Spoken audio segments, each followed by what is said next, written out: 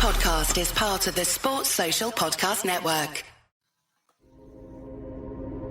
Because you've got powerful legs. How'd you get the physique? Was it gym or how'd you get the physique? I've always been... She's actually not got powerful legs. Do you shower in your dressing room? Do you have a shower on the day of a fight or not? Tell us about the tattoos. Shut the fuck up, you little prick. But then I've got the Phoenix. Hey, prick. So I'll take it from Bob every day of the week. Absolute disgrace. I hope you're no one will mind. Move him out of here, Darren. Ricky Hatton didn't go over for his fighter because he risked getting abducted and sold into sexual I never said that. Both have been rape victims. I'm not watching Frank Buglioni live on Saturday night. You're out of your mind. Jesus Christ, get yourself a life. He's actually a priest. Yeah. It's because his brother John Fury eye gouged him. What have I told you all this time? He's going to end up sucked out, fucked out, looking for a handout.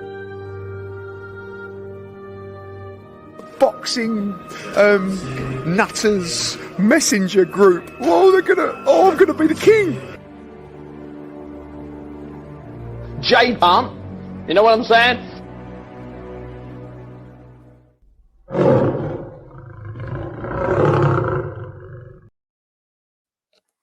Welcome, everybody, to episode 561 of the Boxing Asylum Nuthouse. Proud members of the Sports Social Network. You can find us where you love to listen to your podcast, or you can find us on YouTube, who apparently doesn't want us here. Joining me today, Steve Wellington and Addy Patterson had an interesting week of boxing behind us. A couple of cards that are definitely worth talking about. I think I'm going to kick it off in the land of the rising sun, where the sun was rising when I watched it at 4 o'clock in the morning, with Junto Nakatani picking up another title in his quest to unify a new division. Steve, I had seen Santiago against Donaire live, and he's a very capable 118-pound fighter. And to be fair to Santiago, he in the end of the second round, he landed some good right hands. He kept Nakatani honest. But I'll be damned if Nakatani didn't eventually just find that left, absolutely piped it in the sixth round, flooring Santiago and swarming him, I think finishing him off with a right hook along the ropes, if I recall. But just another great performance by this guy, very lanky, and that left hand of his, Steve, it's a fucking weapon. This guy is among a great number, actually, of Japanese fighters right now who you could say are top 20 pound for pound guys. It's pretty incredible time in Japanese boxing, honestly. Oh, it is absolutely. I was going to say a weapon of mass destruction, but you could say a weapon of mass distraction almost, the way he sort of pulls that right lead in front of your face and you can't quite see what's going on and the left hand comes in behind it. But I like the look of Nakatani. And a lot of these guys, especially these Japanese fighters, they seem to start off at like straw weight and paperweight and all these mad weights down 6-7 stone. And they're really lanky guys. I mean, who would have thought not stuffing beef burgers and corn syrup-based products into your gob at every opportunity would make you so fit and in such fine fettle? But anyway, I digress. Matty, you did mention about getting up early in the morning. I had this for Bellew of the week, but I thought, isn't that a Chris Algieri you see him there? Isn't that a get up at 4 a.m. face? If ever you saw one there with the fella next to him. Yeah, so he was on the East Coast, but to be like, checking out the whole card, I think he probably would have had to have been to work about 2 a.m. there. So I would be less than pleasant myself. Fair play to Mr. Algieri. This is bullshit. And, this is why they should get themselves some Asian correspondents, for the love of God. You're supposed to be the home of sports, ESPN.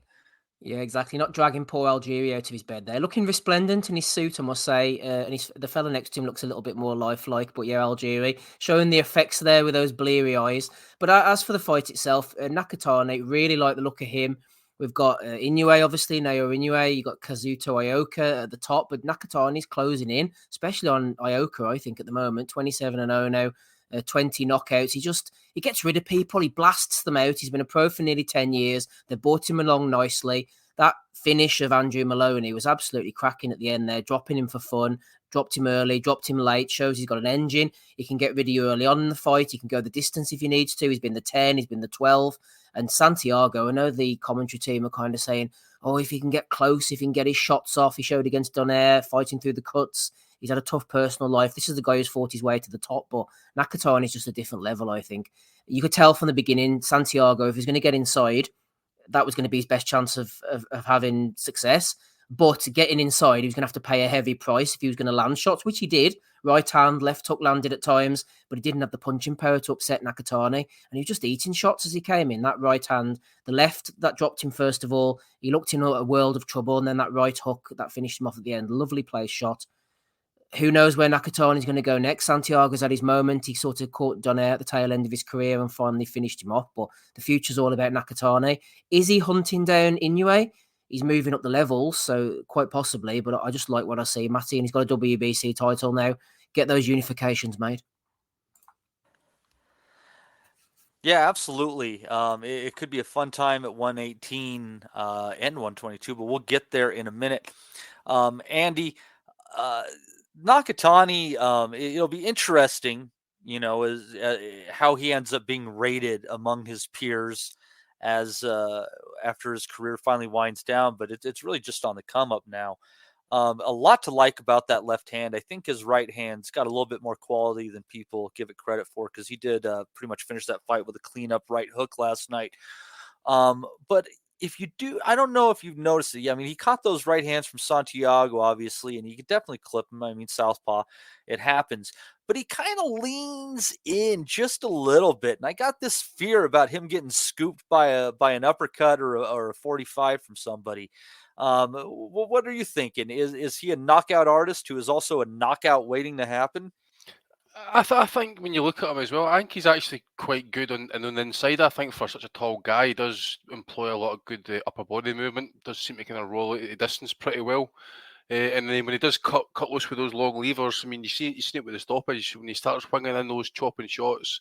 If he catches you clean, you're going to go, and that's the impressive thing as well. As he's went up in weight, the bantamweight now, and the power seems to have carried up with him. You can see the size difference in that as well, as he's still got that lanky frame, hasn't really put on a lot of muscle. Even though Santiago did look like he was slightly smaller than him, but he is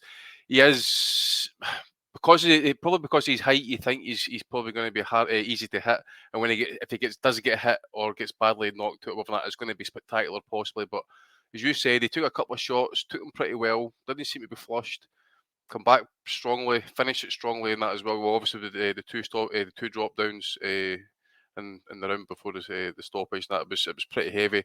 But I really liked his performance. I thought he was really good on the inside. As I say, he employed a lot of good upper body movement for a guy that size. It was pretty impressive, and I think he'll be in a lot of good fights. It's been proven in that, as well as the power is going to seem to be carrying up as well. So good times. It really is good times. And you're talking about Inoue as well, but which we'll probably get to if you want to bring it up at this point. But it's obviously you talk about what's his name? Naoya Inoue, or are you talking about the brother? Oh, I think both. I think that's what's interesting about the narrative, kind of what's going on at 118 and 122 pounds. So if you kind of look at it, we could be building for Annie. You're more of a historian than me. It could end up being what would be one of the biggest, if not the biggest, fight in Japanese boxing history. Because what we're looking at right now is, so you got Nakatani, who just picked up that who just picked up that belt for the WBC, and they had open scoring, and I hate open scoring, but that's another story. last night as well, and we'll talk about his fight. Takuma Inoue, the brother of Naoya Inoue, was able to grab hold or keep his WBA belt. You got the IBF with Emmanuel Rodriguez, who was beaten by Inoue, and then you got the WBO, which is held by Maloney, whose brother was knocked out by Nakatani at 115 pounds. So you have this interesting, So you have this interesting path of cleaning up bantamweight for Nakatani, which includes the brother of Naoya Inoue, Takuma Inoue, who just had a fantastic win last night over Jerwin Cajas, who looked freaking huge in the ring last night at bantamweight. So, Steve, here we are, potentially on the cusp of a couple, maybe an 18-month run. These Japanese guys don't fuck around, where we could see Nakatani unify his division and then move up for an all-Japanese showdown for all the belts at 122 against Naoya Inoue, but he would have to get through his brother first. What a storyline. Yeah, no, it's a really good built-in storyline, actually. And the Japanese fighters, you mentioned the Maloneys as well. They're two good fighting brothers. We've seen brothers in the past, the Charlos as well. I love it when they're both sort of at a high level. You know, you occasionally would get one brother who's like really, really good, and the other one is maybe not as good. But Takuma looks like he's pretty decent from what I've seen. You know, not going too far ahead of ourselves. Obviously, he's not on Naoya Inoue's sort of level at the moment, but he's definitely a world-class fighter. That body shot that he landed was an absolute cracker. And the Japanese do create these sort of brotherly link-ups. I remember the Kamedas a few years ago. There was 3 of them all together. Who got banned from Japanese boxing for a period of time for being absolute cunts. Exactly. Koki Kameda. There was Tomoki and one of the other ones as well. And then there's the Shigeoka brothers on the way up. I remember Marcus Bellinger mentioning them. They look pretty decent as well. So, yeah, if Nakatani had to get through Takuma and then go on to fight Naoya, then that'd be an excellent storyline. Isn't there another Inoue as well, or is he maybe not related? Wasn't the one who fought cousin? I think Mungia? It's a cousin, mate. Right, okay. Is it Koki Inoue? No, was it Tomoki or something? Yeah, the bigger guy fights at 154, 160. I know you're talking. Right, yeah, he's another one, but yeah, Takashi? It might Koki well. Inoue, I'm sure that's a cousin. Is it? Let me check. I'll check. Is he not a welterweight or something? One of them definitely fought Mungia before, I think, and he went the distance. Let me see. Mungia. Takeshi. Nailed it. Called. Well done, Takeshi's Castle. You got it, Matty. But I can't remember what we were talking about. I was probably rambling as usual. But as for 118, Nakatani's the man as far as I'm concerned. He's got that Maloney business he could clear up as well. Looking down the rankings, I'm not really sure what else he would be going for. So, yeah, let's make your idea happen. I think that's what needs to happen. If not, stick him in with Rodriguez. Isn't he the IBF champion? He was last time I checked. I think he'll get rid of him in pretty short work. So keep them active. That's the main thing. Activity's killing boxing. These guys are active. That's the main thing.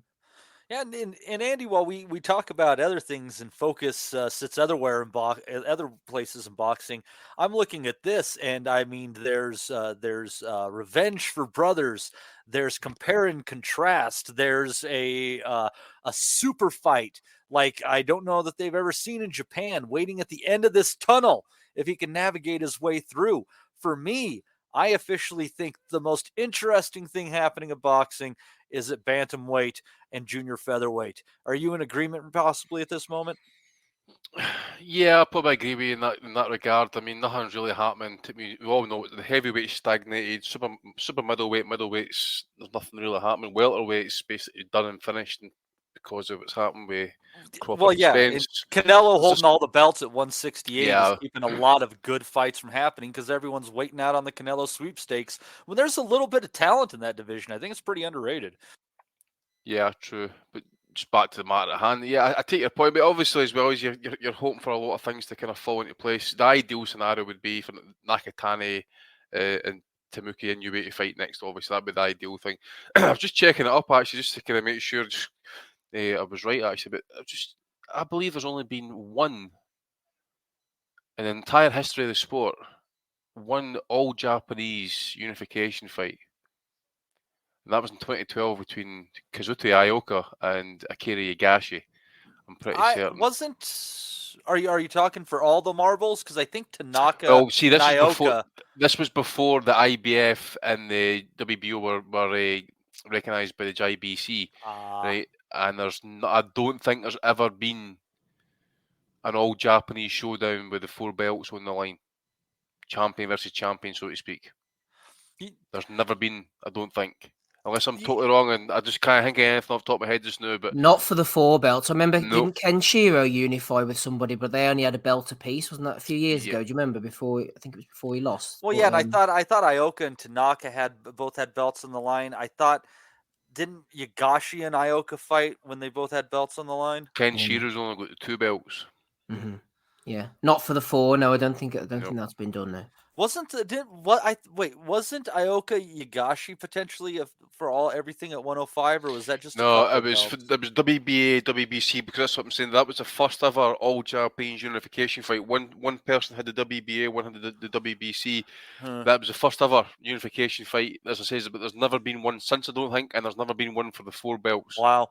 Well, and I mean, what I find crazy is if you think right now, and I mean, obviously Ioka's on his way out.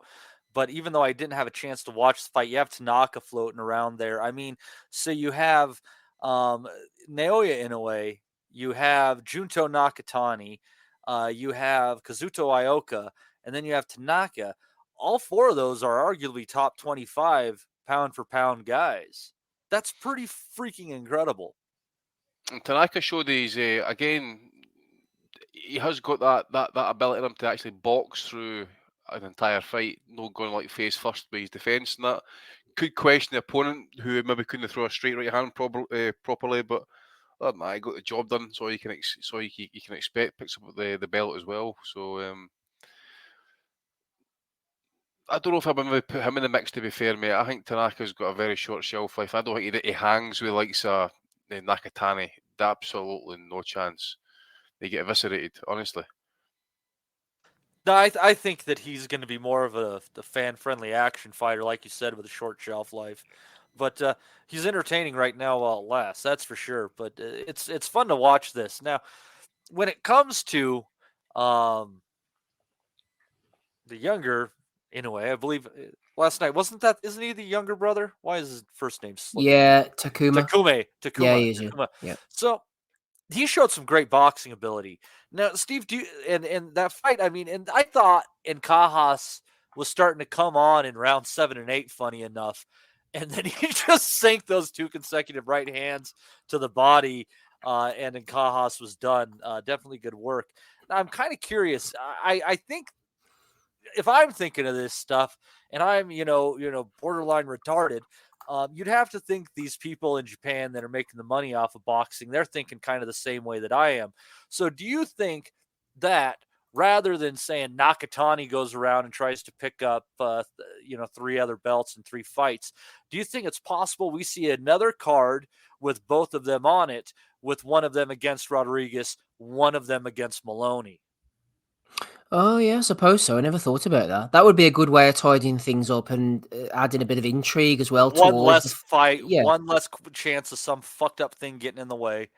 Yeah, no, that's a good idea. I like that, actually. And Inoue, I was sort of going through the motions when I was looking at the prediction league because it was on Joe Kennedy's prediction league, shout out. And I was thinking, Ancajas, he might give him a good fight here. And then I thought, I think Inoue will win. I thought, I wonder if he'll stop him. And I looked, he only had 4 or 5 stoppages. And I thought Inoue on points was what I went for in the end, completely neglecting the fact that he was going to unleash that hellacious body shot on him. But Ancajas looked pretty big. I know someone was suggesting online that he might be on the roids, but I mean, you wouldn't know these days. Japan's pretty shit hot with all the titles on the line as well on that kind of thing. So, but Ancajas, they were talking about he's had a tough. I remember him coming on the way up and kind of had a couple of upset wins. And then, as I said, I saw him fight Jamie Conlon in Belfast and he was on a big upward trajectory. And then he bumped into that. I think it was that Martinez, wasn't it, who took the title off him in the end. And it's been downhill since. But they were saying on the commentary on the weekend that he was sleeping in the gym and all. And he's had a pretty rough life. So I kind of felt sorry for him. But yeah, as for Inoue, lovely finish. And your idea, I'm on board with that, Matty. Let's get the titles all squared up. Have 2 fighters with 2 belts and then put them all in together. Hopefully it's the 2 Japanese guys. No disrespect to Rodriguez and Maloney, but we've seen them before. I think they even fought each other at one point. So let's get these titles unified. We're in the era of unifications, the 4 belt era. So let's make it happen. Yeah, and I mean, what would be incredible is if you get that knocked out, the next fight's all the belts, if the sanctioning bodies let it go through. And you could potentially see Nakatani, if he was victorious, which, for the purposes of boxing, I'd like to see, because Inoue is not going to fight Inoue, I don't think. So get Nakatani gets to go and try to do what Inoue did, and have unified the belts at 118 and 122, and do it in those 2 consecutive fights. What a huge fight it would be. Obviously, you have to favor the monster. But man, we'll see. When you got dynamite in the left hand like you do, like Nakatani, I mean, anything's on the table. Yeah, it's in boxing's interest for Nakatani to keep on winning and keep on looking good. I mean, he has his flaws. You mentioned as well about leaning over, and the fact he's so big will open him up to body shots and getting caught by people. He's not without flaws, but the way he fights with the aggression, the way he dominated a world champion like Santiago, who had taken his licks, beaten Donaire, as I said. For Nakatani to keep winning, I think that's better for boxing. Let him keep smashing people to bits and moving up the weight. So I would love to see that. The guys like Rodriguez, Maloney's of this world, they've had their chance now. I want to see Nakatani winning. Absolutely. I am definitely aboard the Nakatani train. The guy is something else. We touched a bit on the undercard there. Andy, why don't you go ahead and get your say in on the younger Inoue and his victory, and also Tanaka, and then we can move on. Yeah, well, I think that's basically the end of Cajas, to be fair, at world level. You might get a call at some point, maybe to kind of fill in possibly. But as we mentioned last week, it has been a kind of lackluster reign when he was champion, and I just thought he looked kind of like not so much washed, but he just certainly worn out anyway. As I said, I was really impressed with Inoue. I really liked his aggression in that, and he had really Cajas kind of backing up. What else we have? Tanaka, as I mentioned, I think he, again, as I mentioned, he can show that he can box. He isn't always a front face slugger, and if it's the same guy, that Jonas Sultan we got iced in 1 round against that 3-1 Japanese guy was Jonas Sultan. I'm pretty certain he's ranked somewhere in the top 10 in one of the ranking bodies. If someone's maybe Sultan's a decent fighter. Taking him out in a round is a hell of a statement, honestly. It's bantamweight, I think it is 118. Sultan was the guy, Andy, I think. Do you remember Paul Butler picked up that kind of interim or vacant WBO title, which he then went and sold to Inoue, basically at the end of 23 or 22. I think it was the end of 22. Do you remember? Yeah, I'm pretty sure, wasn't it Sultan who Butler beat for that title, I think? Possibly. Yeah, I think it was. I'm just trying to see actually if I've even if I even seen the knockout in that. I'm just flicking through it. Was a body shot. No one's done that to him before. Fair play to that Masuda. It was kind of make and break for him. And the fact they're putting him in against someone, as you said, who's ranked possibly top 10 by one of the bodies. I don't know the background of Masuda. I can only assume he was some kind of standout amateur or something who's come along, fought for the Japanese title, which is a good belt, like the British title, basically. In his 4th fight, got beaten very closely over 10 rounds. They've thrown him in with Sultan. They're not messing about with this Masuda, and he fairly delivered the goods. I'm just going to see if I can give you more information on him, actually, because just seeing that he was WBO, Sultan was ranked with the number 6 he was. So I just want to see if maybe Asian Boxing had a wee bit up on him, a wee bit of profiles, because you're right, Steve, it's just... That's an impressive one, actually, to be fair. When you go, Matty, I've not got anything else to add just now, mate, but I've just trying to see if I can get any information on this. I do quickly, Matty, just before we move on, actually. I think the Tanaka fight, I was talking to MB about it there in the chat, actually. I think that was actually a really good fight. That Bakaswager, I didn't know what to expect from him, but he was tough. He was a tough bastard, he was. He came forward. His engine was there. He was throwing shots from the beginning right till the end. He started to slow in the middle rounds, I think, once Tanaka got the range on him and started landing those body shots. And Tanaka, he resisted the opportunity to stand inside. His head movement was good. His body shots, as I said, were very good. He threw compact on the inside. Looks like he's learned from Ioka. Found his space really well. The knockdown was a little bit harsh in the 8th round, but I thought that Bakaswager was happy to take it because he was taking a lot of shots at that time. And Tanaka then really hurt him and put it on him down the stretch. And Bacaswega from Mexico, first opportunity at this level. He was outgunned by a better boxer, but he never stopped trying. I thought that was a really well matched. All 3 fights were actually really good, and fair play for them putting these two together. This was if you're going to win a world title, we see guys coming over sometimes and they're not really world class. Tanaka fought a guy who was meant to be there. Like he'd earned his spot and he fought like it was his big chance on the world stage. And that's how you win a world title for Tanaka. I think he would have learned a lot from that. Absolutely. It's you pick it all up as you go and get better along the way, hopefully. And speaking of, that's a very odd segue. I got to say, ladies and gentlemen, that I kind of thought Edgar Berlanga looked good last night in taking out Padraig McCrory in 6 rounds.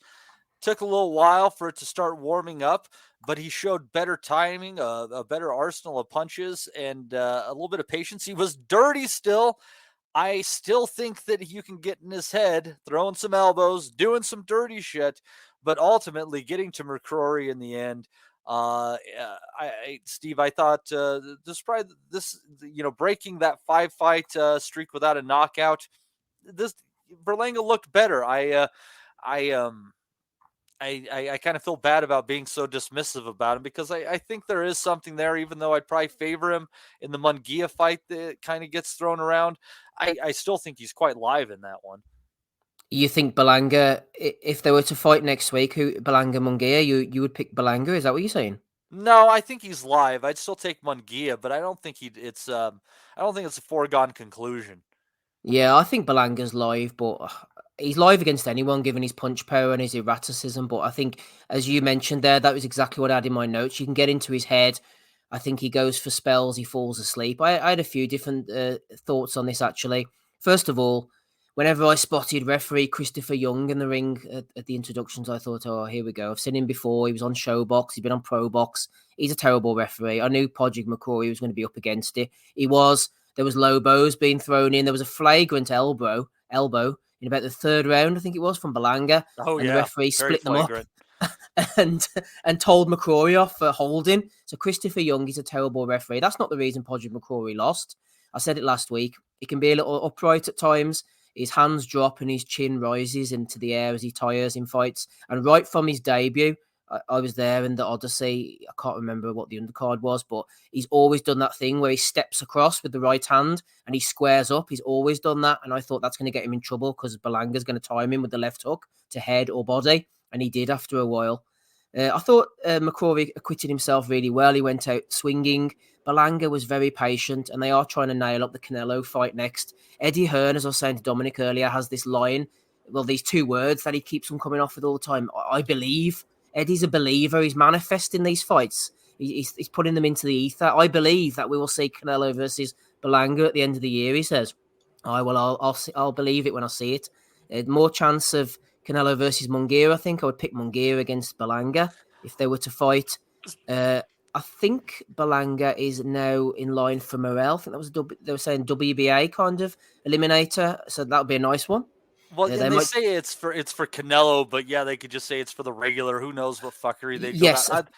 I honestly, Steve, if Berlanga did get a Canelo shot, I shit you not, I think that fight ends in a DQ. I wouldn't be surprised. I think they'd make it too, because Berlanga's unbeaten. He has the reputation now, and he has the backing and the kind of brand. And you put in Mexico against Puerto Rico. Exactly. It's a win-win for Canelo. You would take that all day, and I would not be surprised. I think that's a great shout. That he would get disqualified, he'd get frustrated.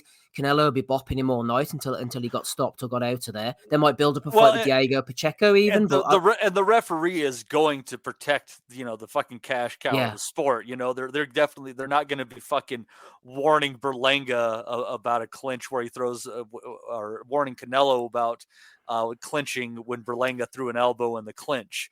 It's not going to go down that way. They might draft in Christopher Young or something. I was thinking earlier, because Eddie has Diego Pacheco, that's a possibility, but I don't think they'll do anything like that. I think Berlanga now, they're building him, they're keeping him just ticking over, just gently simmering to try and cash him out in a big fight, because Eddie's not stupid. He'll see what we all see. They'll look to cash him out against somebody big, putting him in against a Pacheco or a fringe guy. People talking about Plant, no chance. Those guys would beat him. He's not good enough. They're going to try and boil him up as best as they can and put him in against somebody else. Now. I could see Plant as another DQ just because he's too cute. You know what I mean? I wonder why. We've seen Berlanga now. He has trouble outside of the ring. You know, he's a dangerous guy. He's changed his trainers before. I think he was with Andre Rosio. He's gone back to his original trainer. He's turned from this exciting first-round KO artist who was the name on everybody's lips to this kind of gun-shy pseudo-boxer who seems to be devoid of all confidence. And in the Quigley fight in the last round, he showed that he had a decent engine. He could still hurt you late on. But I don't know what they're going to do with him. I think they should just say, look, just go balls to the wall, man, and just go and blast people out. This standing off trying to box people is not winning any fans. It's not impressing Wellington anyway. I don't know what they're going to do with him, but I believe... He needed that knockout last night. Definitely. He very much needed it. He had to knock him out. He couldn't have gone the distance with him after the last few performances. If you don't stand in front of him, you give him trouble. So I believe that Eddie will sort him out. Whether he'll fight Canelo or not, I don't know. But if I was Canelo, I'd be absolutely shouting from the rooftops for that fight because it makes all the sense in the world as far as he's concerned. Well, I would love to hear Eddie shout, I believe, for the rooftops because that means he'd be a religious man, eh? I believe. Hey, let me say real quick that I hate to digress on something we already talked about regarding the refs. What the fuck were they thinking in Japan to pay money to fly Lawrence Cole over? Like, isn't that like paying to fly a blind person out to judge a beauty contest? What the fuck were they thinking? And some random Italian, they drafted him for one of them who I'd never heard of. He left his wig on the plane, but looks at it as well. Aye. But anyhow, let's see here. So who do we got in here under the name Quote beats Thurman underneath? How do we dish out birthday beats through the internet, Matty? What's that? How do we dish out birthday beats? You know what birthday beats is? What the fuck is a birthday beatings for you, Matty? That's what you do in school, innit? How old are you, Matty? 39. There you go. 39 birthday beats, Ames. Not too old for birthday beats, and if I could, I'd get the Goat herself to step in my stead. I know she's over that sort of region of the world, so she can come in and give you a few on the arms, Matty. I don't know. Don't you think she'd rather have a go at Sonny Edwards? Well, maybe Thurman, by the looks of it seems like she's targeting Keith, and off of the last display, she's conquering all worlds now, Matty. What the? Yeah, she had the Gwoat had an MMA fight yesterday where she won, but apparently she was in an armbar for about 40 seconds. I think if you're a boxer, having your arm in a position where it could be broken for around 40 seconds is probably not a good thing for your boxing career. But I thought it was a moment of real heroinism. Is that what you'd say here? Yeah, heroinism of the Gwoat climbing off the canvas and getting the victory. I thought it was incredible. Yeah, she is all things to all people. You know, clearly close to the Muhammad Ali of her generation. Am I wrong? No, I'm not wrong at all. She was supposed to fight, I think, Layla Ali at one point, weren't she? But that never materialized. Put her in with Nico Ali. Really? That's what I say. I think they were supposed to do negotiations back in a few years back, I remember.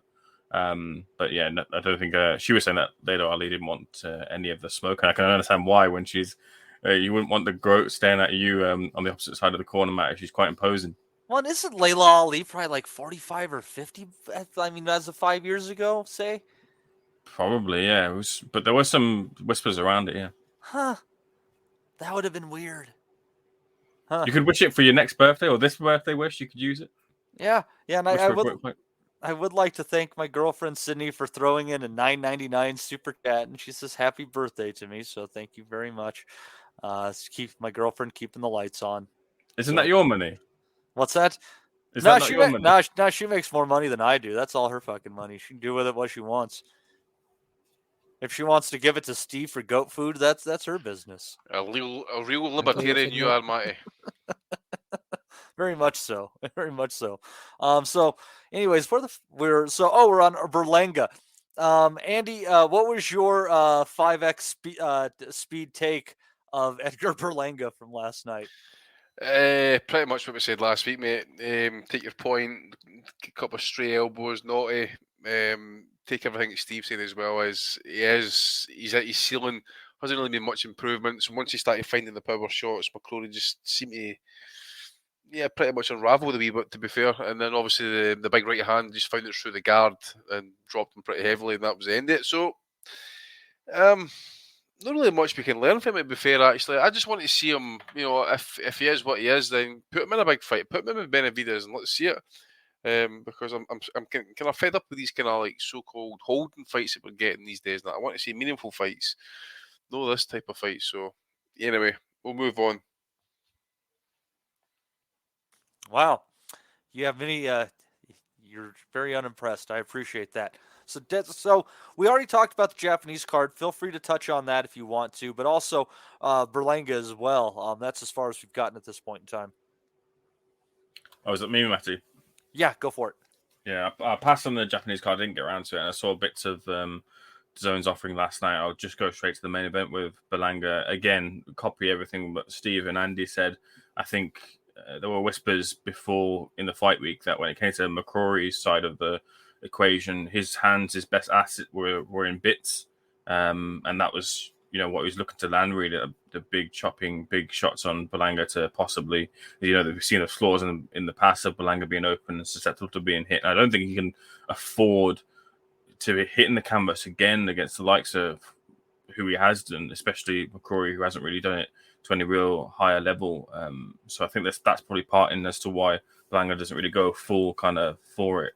But yeah, so with that, or hearing those sort of things, it seemed like it was much bigger of an uphill task for Poddy, taking his best asset away. And then I spoke to Berlanga in the week as well, and I think he acknowledges as well that with respect to people like Poddy, he's just not on his level. He shouldn't be contending with fighters below him at this point. It should be in those big fights, but I don't think he's going to get it right now. I think what likely would have happened had John Ryder gone 12 rounds with Munguia, he would have probably been in one last fight with the likes of Pacheco and the likes of Berlanga as one last payday. And it's just, that one little rub for the young guy coming up to have finished off John Ryder. But as it was, Munguia did that, and he got that kind of little bit from it. Not that he needed it, but one of those two could have used that name on their resume. But otherwise, I tell you, dude, I just get this hunch because of his style and the fact that he does stay pretty active, and he is what he is, but he's a puncher with good volume. But I think Jaime Munguia is going to get a really good win at some point in his career. He's just going to be in the right place at the right time, and I think there's more. There's more to Jaime Munguia than there is to Edgar Berlanga. I would say, maybe both to some degree hype jobs, but I do think that Munguia is actually a real player at 168, where I think Berlanga would end up being more of a gatekeeper. Just my opinion.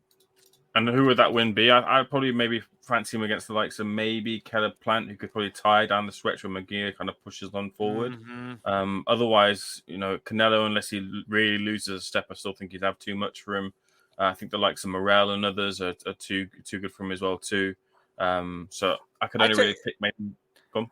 I wouldn't take him against Canelo if he was the opponent in May, but I would take Munguia if he was Canelo's opponent in September of next year. Well, you just think age is creeping in on Canelo now? A little bit more experience on the good end for Munguia, a little bit of, loss of reflex, loss of speed on Canelo's part. I think there's, and that's like that perfect time I'm talking about. There's just be a moment where they bypass, and if he gets that shot, I wouldn't be surprised to see him build a name off of it. But I would rather see Benavidez get it, because I think Benavidez is more deserving of that torch. Again, my opinion. Does Canelo want to give it to either of them? Because isn't it he right? Ain't giving shit. He's not giving shit to anyone. He's not going to give shit to anyone. Canelo, and the thing about it is, he's either going to retire with it, or payday. Well, I mean, it's not just that though. He says he doesn't want to fight a Mexican, right? Yeah, he fought Chavez, didn't he? Yeah, exactly. Yeah. So let's say there's three different options here. Let's say Canelo either hands over his crown by fighting one of them, or Canelo just retires without ever facing any of them, and just basically takes his wealth and his riches into retirement, or one of them gets a chance and he beats him. What do you think's more likely? I think most likely retires. It doesn't fight. I think for me, taking your data of September of next year, I think Canelo's still really smart and still has a load of power in him to catch someone like Munguia coming in, rushing forward. That Derevanchenko fight was a brilliant fight. What was it, the start last year? And he kind of exposed again the flaws of Munguia. And I think Canelo's still got much more life in him, even to the tail end of next year. If there were the two of them to me, I think it's more likely that he'll retire before he does. I know that there's an offer on the table now for Benavidez. That's more likely out of Munguia and Benavidez, but I still wouldn't put it past Canelo to not fight either of them. And I kind of sort of get it in a way as well too, because passing that crown over, it's a pretty heavy crown to bear in the sense of what has really Munguia done, specifically talking about Munguia in his resume. Coming up, I know that Canelo caught quite a few names and things like that on his way up, and that's kind of the nature of the game. But his isn't to the nature of what Canelo was doing up there. When he was on the come up. So is he that star that Mexico and that region might need? I don't think he is. Benavidez maybe a little bit more so as well too. He's starting to put a few names together with his resume, but he's moving up to light heavyweight now, and he might miss out on Bivol and Bellew, and maybe that's the right timing actually, considering missing out on those two fights. But those are still two big fights that you'd want. What is it to basically offer him a junk fucking title against Vosdick if he moves up? It's such a fucking dumb fight. And I'll tell you, it's a shame because if you think about it, like, and it's just interesting when they happen to be around the same weight classes and the handoff works. But in the past, like, these things have kind of gone all, like, willingly. Like, Chavez fought De La Hoya not once but twice and kind of handed the torch to him. And then I think by De La Hoya fighting Pacquiao in its own weird way, I think it handed off the torch in a sense to Marquez. We're in a different point in time. We're in a different generation, Matty. We're in a different generation, Matty. There was no handover between Canelo and Mayweather. They fought each other, but there was no handover. Yeah, I'm talking more just the straight Mexican-American side of things. Because I think there's the torchbearer for them. And I mean, and then you have it on the side, and I guess to the Mexicans themselves, I think, people were either a Barrera or a Morales person. But that was, had something to do with the fact that De La Hoya was a Mexican American, so they didn't give him credit on that. But, here is Canelo with that chance to either have a great victory at the end of his career with one of these guys to really, really close it out, or to hand off the torch the way that Chavez did with De La Hoya. And for him to balk at that is really sad. Now, what I think would be a cool thing, you're saying, especially for Canelo, and let's kind of weave this. I'm sorry for jumping around here. Canelo is trying to get Charlo for $35 million, and they're like, no, we don't want to pay you $35 million to fight the other fucking Charlo who had been out of the ring for 2.5 years before his last fight against a guy who's a former welterweight. So what Canelo has on this one is maybe he can get that fight if he can say to the people that need to fucking make this happen and to the fighters themselves, if you give me Benavidez against Munguia on the undercard to help boost my numbers on this fight and make this deal for me to get my big payday, you'll get the next one. Fucking, like, it's time to do some fucking business here, people. You to quit fucking off and fighting Charlos. Like, fuck them. I don't think, Matty, that Canelo will be interested in passing the torch to anybody, and he'll be weighing that up in his mind. If he chooses any of them to fight, I think he'll go Charlo, Berlanga, Munguia, guys like that. He'll not want to risk. It'd be interesting to see where his mindset's at, his risk taking's at the end of his career, because really, he should be thinking, right, Benavidez, never mind passing the torch. He's going to be my one last win. The guy at the end that they're saying is going to beat me. I'll go out and beat him. Forget about passing the torch. I'm going to retire after beating Benavidez. If his mindset's there, great. But I think it'll be more like, what if I lose to him? I don't want to pass the torch. Is Benavidez even a true Mexican? All these kind of debates are going to come up, and he'll not want to risk losing to him. He's like half Ecuadorian or something. Yeah, and he's from Arizona. Wasn't he born? I don't know if he's born in Mexico or he's lived in Arizona or something. Arizona.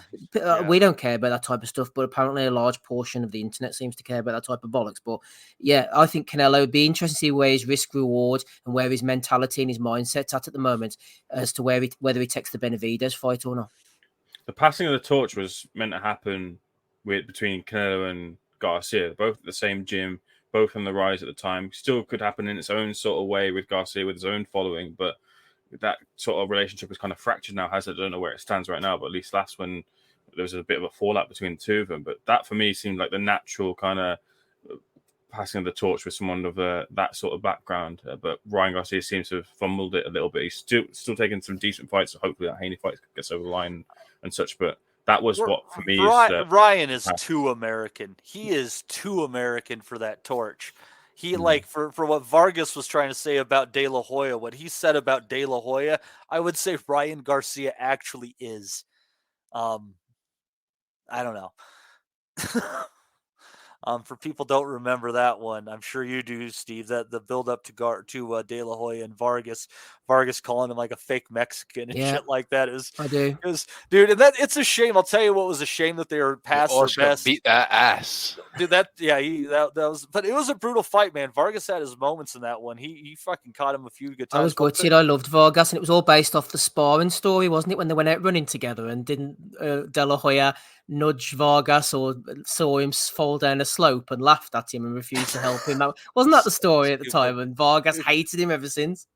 Yeah, but yeah, absolutely. And but just he was a world-class shit talker, man. It was in some absolute wars. But I tell you, it's a shame he was past his best and at such a high, and it was at a weird weight when he fought Ricardo Mayorga, because pound for pound, that was like one of the best shit talking buildups ever.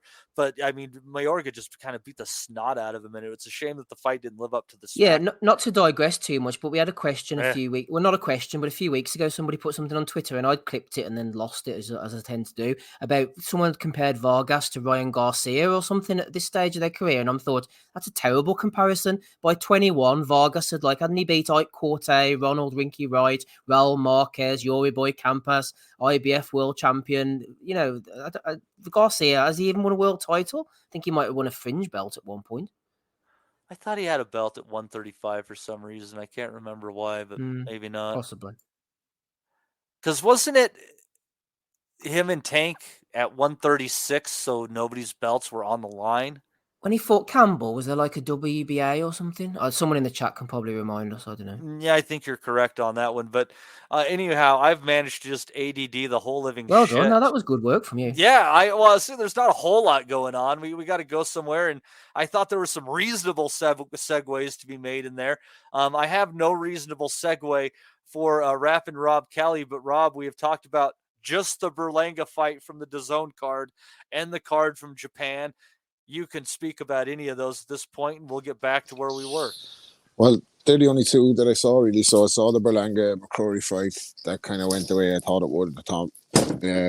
I think maybe actually McCrory might have done a little bit better than I thought he would up to a certain point, but I thought he'd fiddle him around and move him about a bit until Berlanga caught up with him. I have to say, Berlanga didn't look great.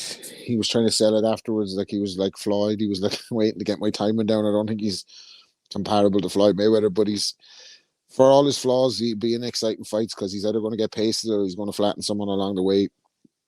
I think there's limitations as to how far he can go, but if Canelo is not going to take the Benavidez fight next, like it's looking like, I always think that's a good fight. Now, I don't know what the story is with the networks there, so I don't know why I'm calling for that fight because I don't know if it can happen or not, but I'd like to see the two of them face off, or him against Munguia be another good fight, and then maybe the winner get a crack at Benavidez or Canelo. But I think that'll be an action-packed, fun fight. Well, I won't say action-packed, but it'll be a fun fight. And two similar styles, lads that are going to come together. So Berlanga was knocking a lot of people out. He showed he still has the power. It was a good shot that he caught McCrory with. But a kind of an expected result there. And then in the Japanese card, I saw Giyasov and Inoue. which was a good fight. And Caius kind of had a purple patch in it when they started the trade. It looked like he was getting to him, and then got caught with a body shot that looked like a fucking vicious one, like as well. And there was no way he was beating the count. So decent-ish two main card fights there anyway for kind of weekend that was a bit thin on the ground. So.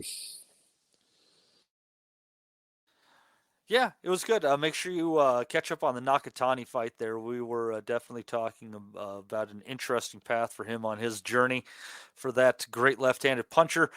Further down the Berlanga card, let's go for Andy. Andy Cruz picking up the third victory of his career over Brian Zamaripa.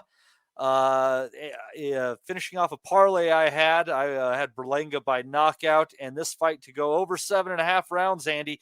It looked like Cruz was going to take him out multiple times, but Zamaripa's a tough guy. He knew how to survive, and I really think this is just another good win on the progression of the pro career of Cruz after, is such an amateur background that he has. Obviously 1, 2, maybe 3 fights away from a real title shot here.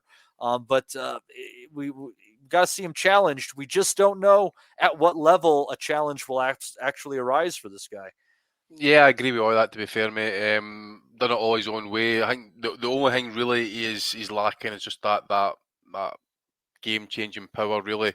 He's got all the skills and offensive output and that type of thing. But I would imagine if he's ever put under pressure, he'll just do what the usual Cubans do. They'll just go back in the amateur program. They'll go on the back foot. They'll just use the ring, go lateral movement, and then they'll start to try and get themselves back into the fight that way. Again, it will probably come down to levels, in terms of when he gets his test. They're talking Keyshawn Davis already. I think it's clear, actually. It's down to both camps. It's down to both fighters if they really want it. I don't know. I think Aram is probably the least likely promoter to be working with some of these guys. I don't know. Well, what's he going to do with Davis, really? I mean, what's his options, really? Putting him with Lopez, maybe? Well, he's, Stevenson, is he really retired or is he back? Who knows what the fuck's going on there? Shakur's not fucking retired. That's a joke. Rob, man, he's finished. Fucking joke. I like the idea of the two of them fighting, but I don't see it being made just because the people around them are both going to say, why the fuck is this fight not for a title? Like, one of them is going to have something on the line before they fight. They're not going to fight at this stage in their career without one of them having something to bring to the table, I think. So I know Davis is looking for Lopez, isn't it? So I wouldn't be surprised if Aram just throws the two of them in together, like, to see what happens. Like, just the final on Cruz, Matty. I'll just pass up to everybody else. I think he's top level. Maybe just hasn't got the top level power, but definitely being fast tracked. He must be pushing 30 now. So I just think they'll try and push it. I'd love to see Davis fight. I'd love to see him in tough fights immediately, actually, because I says if that is what they're pushing for at this point, then I'd love to see it. But I kind of feel, Andy, like his punching power is kind of like on the range of. I think it's about. Well, I was gonna say it's about like Erislandy Lara would be a fair comparison. I just think that Cruz has more punches in his arsenal than Lara does. Yeah, probably. It may also be down to his style. Maybe he needs to kind of like sit down the punches a little bit more than that as well. But we'll wait and see. But see, everything else about him is quality, to be fair. Foot movement, good jab. So just that wee bit of lack of power. Just start that one. Just totally change it for him when you maybe really need it if you're ever in trouble. But you just never know. You might uncork it at some point. When you're that sharp of a puncher, you don't necessarily have to have the biggest punch to find the right shot. True enough, and that as well. Listen, he might be one of those fighters where he doesn't even need the big shot. A guy like Ward, Floyd, guys who can box themselves, Rigondo, guys who can box themselves around the ring for 12 rounds and that, and just like guys like Pep, Rigo had a big shot. He just fucking wouldn't throw it down. Yeah, exactly. I open off one big that shot. That was the frustrating thing, wasn't it, Andy? Yeah, big time. No, I think that honestly that left hand he uncorked on Donaire in the 12th round was probably the best shot anyone had landed on Donaire in his career up to that point. Took Nanito to school that day. Took a lot of us to fucking to sleep as well. I'd crack him at that one. He's running now at this stage. Come on, he's running. But yeah, no, like Rigo could punch, I think, but he just didn't engage. But I like this Cruz guy too. I think I agree with both of you. Like, he hasn't got devastating power, but his, like Matty says, his punches are so sharp. He's going to knock out a lot of guys with shots they don't see, and just pure technique, the way he turns his hands over and everything. He is the biz. Like, and the guy is a survivor or whatever. So I only saw just the fucking highlight roundup of that. But anything I've seen of Cruz so far, like, he looks like he could give any of them a fight now. But it's just like with these Olympians guys that they try to fast track. Like, really, Lama and Rigo were the only two that kind of ever worked with, wasn't it? Like, he is the real deal, though, mate. To be, I think he's every definitely. Single amateur tournament he's ever actually entered for, like, gold medalist for everything he's been into, possibly. Yeah, no, I agree. Like, he's ready for them all now. But I just think, like, we've seen him with Rigo, they kind of fast tracked him, and Loma, they definitely fast tracked him. But we haven't seen anybody like with an impetus to see these guys. Do you know, because everybody's going to have to fucking there's going to have to be a bit of bandwidth moved around in order for Andy Cruz to get a shot. Like, he's in the Who Wants Him club, like, isn't he? Like, exactly. The thing is, it's a bit like Floyd. Floyd found that niche. Floyd was he played up to that shithouse, persona. I doubt Cruz is going to be able to do that to kind of draw in some extra money. Exactly. And everything, and that, he is basically that equivalent as, like, who needs him, and you can switch stances in that as well. I was noticing there last night as well. So he's got everything about him. Just hasn't got that pizzazz is, like, worth taking the risk for. Doesn't got that payday. The guys in and around that division are not going to fucking risk they're going in against him. Like, he's a tough fight now. Like, they're going to put him on the long finger. Like, I would give Eddie a lot of respect if he's able to pull off some high end fights, because it's going to be a hard sell. And I think you see what Bob had with Rigo, with Bob's contacts and his experience in the sport. He couldn't shift Rigo, to a big market. So if Eddie can do it with Cruz somehow, even Loma, to a degree, Loma should have been a much bigger crossover star. He spoke English and that, and he kind of he got more coverage definitely than Rigo. Like, he definitely got more of the limelight and that, but he didn't. And as good as he was, like, and he never kind of hit the heights of stardom that I would have expected him to. Not that that matters a fuck, but you get what I'm saying in terms of making big fights. Like, so I'm not saying I agree with them, and these rankings are going to change because there's some fights that are happening soon. I think some guys are going to drop out here. These are the current rankings for the ring at 135 pounds. They're top 10. Like I said, I don't necessarily know if I agree with them. Vasily Lomachenko, number 1. Gervonta Davis, 2. Isaac Cruz, 3. Isaac Cruz is going to be fighting Rolando Romero at 140 pounds. Number 4, Shakur Stevenson. They appear to not believe he's retired. Number 5, William Zepeda. Number 6, Frank Martin, who is rumored to be fighting Gervonta Davis. Number 7, Raymond Murataya. Number 8, George Kambosos, who will probably drop off after losing to Lomachenko, as I expect. Number 9, Maxie Hughes, good fighter. Expect him to drop off after he loses to William Zepeda, as I expect. And number 10, Keyshawn Davis. And that's there's some names that aren't on that list, obviously, that potentially that have a lot of potential. But you got a very, very stacked division there, and a lot of very interesting fights potentially. And people with different promoters, all the political aspects. It'd be interesting to see what Eddie does with him. I'll just say my 2 pence worth quickly, Matty, before we move on. I thought he looked huge size-wise. I know we're talking about, 135 is he competing at the moment? Yeah. He looked at least a 140 guy. He looks world-class already, I think. Just needs those box tickers now, which I drone on about regularly. Chin, stamina, power at the highest level. Zamarripa, he was tough as old boots. These Cubans, as Andy mentioned, do tend to step off and let people off the hook. At the end, I was hoping round 8, 9, 10, he might do a little face plant finisher, but seems like his engine was kind of wearing down at that point. If he can add the extra explosivity and just move up in gears and not box, sort of add the KOs to his arsenal, I think he'd be absolutely very difficult to beat. As for fighting guys like Keyshawn, that ain't going to happen. No chance in hell. Aram and Hearn come together for 12-0 against 3-0. It just makes absolutely no sense in this game. But he's a big guy, Cruz. If they can boil him down to lightweight, there's some exciting fights. But how long he can stay there is another matter. I see Cruz was sparring with Boots Ennis for this camp. Is he training with? Yeah, he's training under Bosey, isn't he? Is he? Yeah, wow, that's where he trains in Philadelphia in the dungeon. That's some top sparring he's getting there. That's a good thing. Got to break some of that Cuban bullshit in a Philly gym. That's a very good gym for him, I think. Mm-hmm. That's just on the lightweights, like with Tank and Frank Martin being floated. Like I see a lot of people saying like Frank Martin is a good opponent for Tank, and I agree with that. Like I think Frank Martin is capable of making it an exciting fight because he can probably win some rounds against Gervonta because he's a slow starter. But like, and as big a fan as Tank as I am, and I really am, like he's one of my favorites in the sport. He's been a world champion for 7 years now. Like, and Pedraza is probably the best name on the resume. Where Santa Cruz.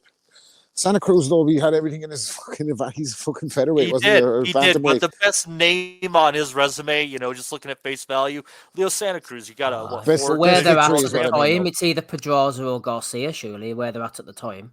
Yeah, but Garcia then is like, what's Garcia like? Do you know what I mean? Like, what the fuck is he going to turn out to be? But I Like, suppose he's- coming in, at least the undefeated, left hook, the gravity of the fight. But in hindsight, Yeah. you're right. it was a fight like it was intriguing because of the draw it was, wasn't it? Like, Garcia's he's a megastar in his own right, like in a different generation. He was bringing so many eyes to the fight and they were making it a massive event and it was a massive gate and all that. Like, and Tank put in a good performance, but you're looking at from 7 years, like since he kind of beat Pedraza and Walsh, and then it just was like a couple of Floyd undercard fights, like a couple of titles, Mario Barrios, it's just fights he's been expected That's a to win. good like win, I think, man. I think that's at 140 pounds too. That's a Wanna- good fucking yeah. win. Barrios is But a like, I'm not fucking massive like I'm guy not at the weight. disparaging him. Like, I'm not disparaging Tank or what Tank's. I think Tank is a fucking tremendous fighter. Like, I think he has all the ability, but he's, like I said last week or whatever, he's nearly 30 now. Like, he's got to be fucking into his 30s, and we haven't seen him beat a top 5 guy in his weight division, I think, since Pedraza, which is kind of, I don't know what that says. It just it doesn't give me any great hope that there's going to. According to the ring ratings, Isaac Cruz is the top 5 guy in the division that he has W over. Well, he's a Cruz, okay, but again, that fight came across by accident because Raleigh got fucking suspended due to inappropriate behavior. He was never really supposed to fight him, so that was a kind of accidental value fight. Like, so I don't know. Like, it's not. I don't know if they're protecting him, but. I don't know if it's just all business. It seems to be the LRB and Mayweather way. Like, they're just trying to make as much money as they can and make him a pay-per-view attraction. Like, but against who? Rob, that's the thing, man. They don't need to. That's what I'm saying. Yeah, like, doing. let us see some of these fights now at this stage. Like, you know what I mean? They fucking kept him away. I understand why they kept him away from Lomachenko, early doors or whatever. Like, obviously he wasn't fucking ready for him. Like, he would have got schooled. But now, like, it's a viable fight now. No, absolutely. Haney's a big fight. Fucking any of these guys, like Shakur Stevenson, that's a great fight. Like, so I would like to see him against one of those guys after this Martin fight. He's only fought I think he fought once last year, and he's got this fight hasn't even been announced or fully put out there yet. But it looks like it's going to be Frank Martin. Like, not a bad opponent, but I want to see him in against really, really top guys now. Like, see those fucking exciting fights at that weight. Like, because this same shit is going to happen where all these guys are going to miss each other. Like, if it doesn't happen soon. Martin's okay, Rob, but then look at his last performance against Hovhannissian, and it almost feels like his stock dropped a little bit. Like, if he'd have beaten him impressively, I could have said, okay, fair enough. But he feels like he's a man not on the way down. That's too harsh, but he feels like he needs to build his reputation up, Martin, a bit now. It's going to be it feels like it's just a Tank event, doesn't it? Like, Martin's the B-side. He's there to make Tank fucking fiddle him around for a few rounds until Tank catches up with him, knocks him out, like, and they move on. Like, you know what I mean? But yeah, a bit disappointed, to be honest with you. I thought it'd be a bigger name, but it is what it is. Well, I think we could be upset about the opponent all we want, but I guess that depends on the platform and the cost. If it's a pay-per-view, which I expect it to be, it is a shitty fucking opponent and they can eat my ass. Oh, it'll be pay-per-view. Every fight will be pay-per-view till he loses now. Yeah, they can eat my ass. I ain't gonna buy that shit. This is the year of making them give me a damn good event, because this it's getting stupid. But we can go off on that tangent for a long time, or we could talk about Shakram Giyasov and Pablo Cesar Cano going 11 rounds until Cano fell and hurt his ankle coming out of a clinch, where he's kind of punching after the bell and Giyasov shoved him off. I kind of think Cano kind of asked for what happened. Wasn't he like massively behind on the cards anyway? They were just fucking, they might as well just let him finish the fight by the time they got it all fucking tatted up. Yeah, they going to the cards, only giving Kano 1 round. He was also dropped in the 5th round by a good body shot by Giyasov that Kano thought was low. I thought it was clean. But It was a I great did shot. think, Did he say it was low? yeah, That was a great body shot. That was. I thought so, but Andy, was it a follow-up was it not a follow-up hook that he took that was quite low? And those Giyasov's trunks were quite high up as well, to be fair. Sorry, Mike, on you go.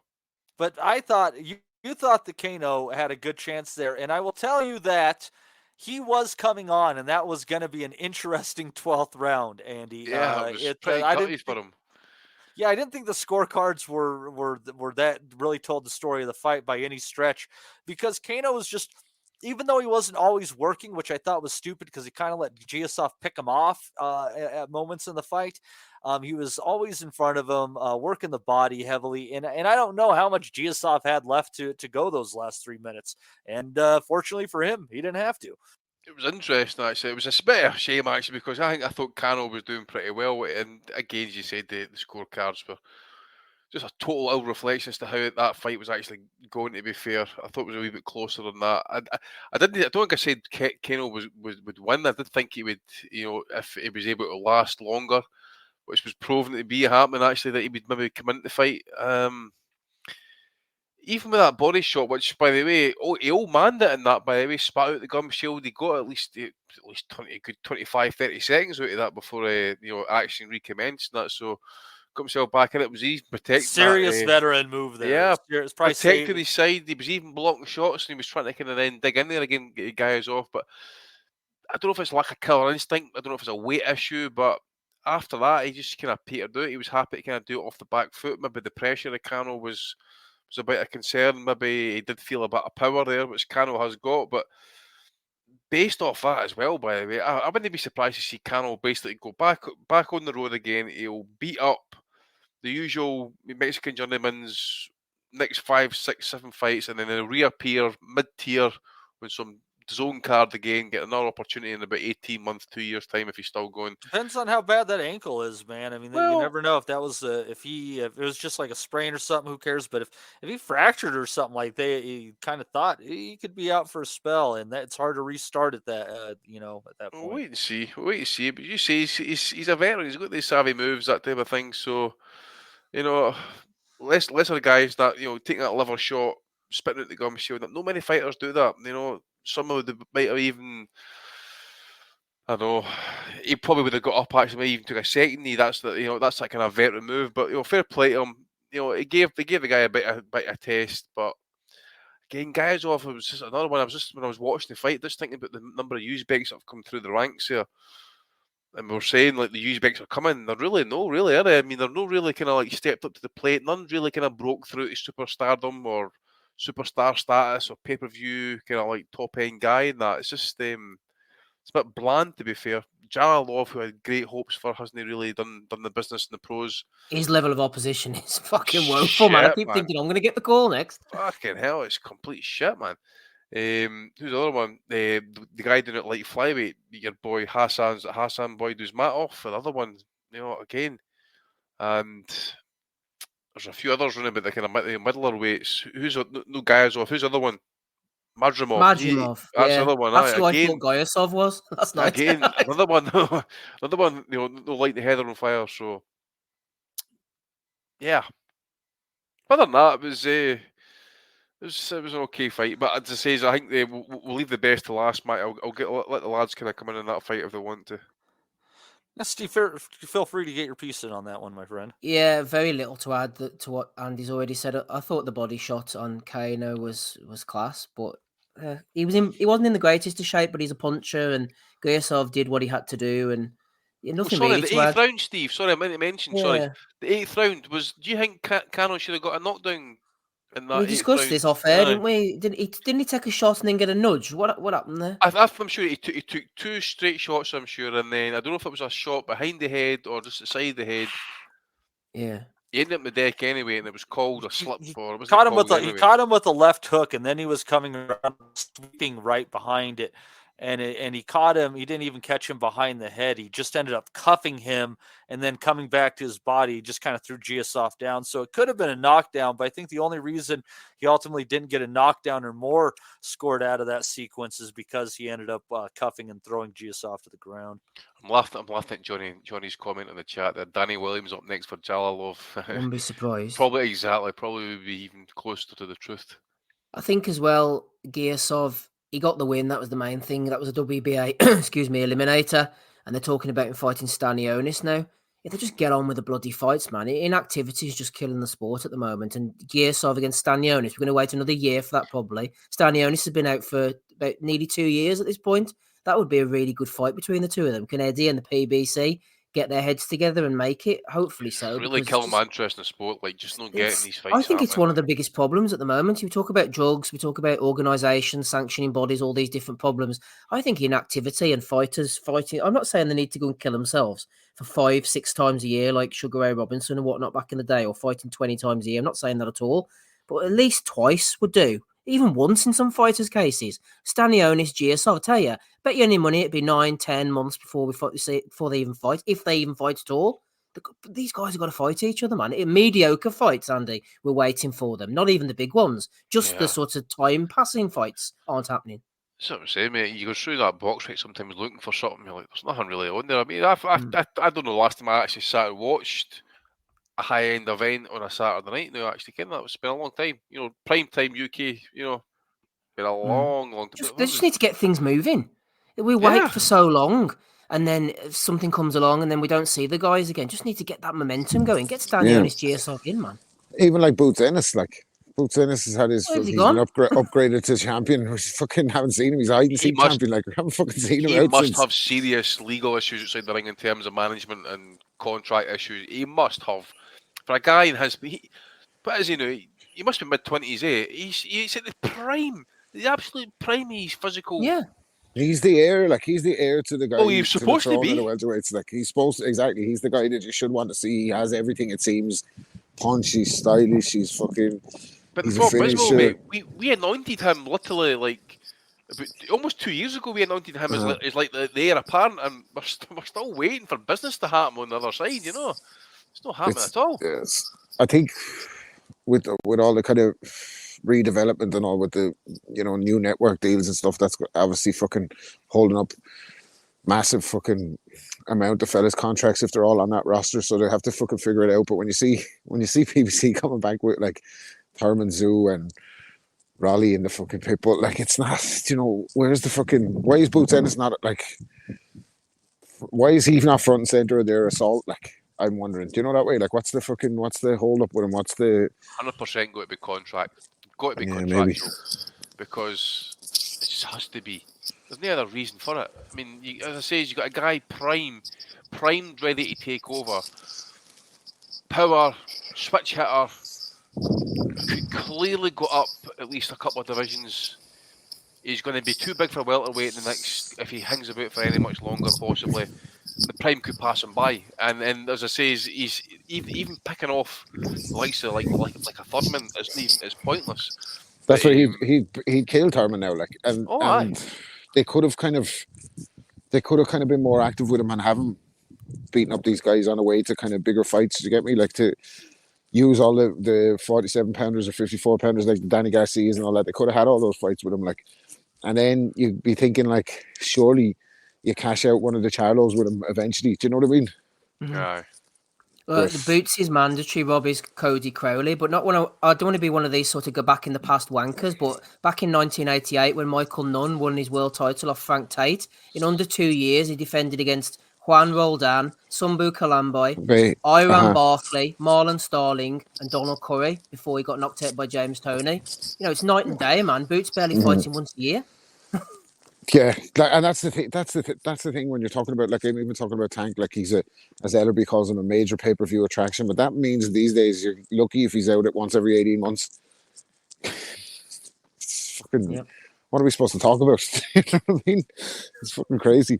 Talk about nothing to talk about. I was just going to say, Mark Stark makes a good point there on that as well. It's getting to a point now where because the money seems to have dried up, everybody's waiting for that phone call for His Excellency. Yep. Come to Saudi, there it is. And this thing, inactivity is going to get worse. Fighters holding off for the Saudi card slots. Again, it's a lottery, really. You're waiting for that call to give it, and you got to bring value of some sort to get the eyes on this on the event. It's a lot riding on it. I thought, like, he was. I thought it was a very strange decision to have. I'm going off on a tangent here now, but I thought it was a very strange decision to have AJ fight Ngannou. Like, I can't see the reason behind that fight. Like, it's such a high risk. I still think Joshua beat him or whatever, but like, it's such a fucking risky fight to have him completely. Like, his career will be over if he loses to fucking Francis Ngannou. Like, and then, like, how do these two events go? So there's AJ and Ngannou, and then Fury and Usyk. Like, and you'd expect there to be a ton of fights on those undercards. So if they're like a massive success, those two events, surely he'll go down the weights then and start like making welterweight and lightweight tournaments. He's already made it clear that he wants Haney and Tank in Saudi. So like, if he kind of seems to have the blank checkbook to make these kind of fights happen. So maybe that's what fighters are doing, and their managers, anyone worth their salt, is like, maybe don't take a fight in the Barclays on the undercard. Like, we could get to Saudi Arabia, baby. Do you know what I mean? Hey, all I'm saying is, if anybody sees Tank's probation officer driving around in a new Rolls Royce, we're getting that fight, and it's going to be in Saudi Arabia. So anyway, let's get further down that card before we end out further into La La Land here. Let's see here. In what was a good fight in kind of a reasonably crazy shit show in some ways, Antonio Vargas getting a 7th round stoppage over Jonathan Rodriguez. Vargas going down in the first round off of a sweeping right hand, I believe, from Rodriguez, only for Rodriguez to get dropped in round 2. But while he was on his knees, Vargas uncorked a freaking left hook on him and had 2 points deducted on him for hitting Rodriguez while he was down. At that point in time, Rodriguez was able to box fairly well, but around mid-5th round, Vargas took over, started laying some shots into Rodriguez, and was able to put him down again in 7. And as I recall, the ref just kind of, the corner pulled the plug on it, potentially even. Steve, did you see this particular fight in what I think this might have been the most entertaining fight on the card? Yeah, I was just about to say, probably the fight of the weekend, and I thought, am I forgetting anything? And then I thought, well, who cares at the end of the day? I'll just call it the fight of the weekend competitively. Although Rodriguez, it felt like he was doing his absolute most to kind of cling in there. He had the power and the surprise. I think Vargas is maybe a little bit, not really chinny, but he takes a flush shot. He's defensively irresponsible, probably be the best description. And Rodriguez knew he could catch him at any time, and it was always dangerous. But Vargas was the more skilled of the two, and he was beating the shit out of Rodriguez, which was a shame given his backstory and the fact that he'd been abandoned at like 10 years old or something, and his coach had adopted him legally and taken him on, and he was looking after him, pulled him out after 7, 8, whatever it was. His face was battered. It was like a cut starting to develop around his right eye. Vargas looked really good. I think I picked him by stoppage in the prediction league as well. So, I'm wrestling Holly from top spot. So all round a good weekend on the Vargas Rodriguez train anyway. Yeah, this card definitely. So you were used to being behind Holly, and now you're on top of her. Steve, absolutely. She can't match me for strength. God, poor Holly doesn't deserve this. She's got powerful legs. Poor Holly. We like Holly. She deals with a great bunch of lads, so that makes her a great gal. So, but Holly anyhow. Let's see here. Andy, did you have any thoughts on that one? I don't know if you saw that fight. Yeah, pretty much what Steve was saying, mate. It was a really good fight. Pretty heavy weather. Just wondering, actually, see what you were mentioning about the kid getting knocked down, obviously, and then taking that left hook as he was on his knee, and that. I just wonder if that maybe had a added effect on him, because he never milked it. So fair play to him in that regard, but he had a fair cry that they kind of milked that a little bit. I wonder if maybe damage to the eye possibly as well. The right eye was badly swelling up.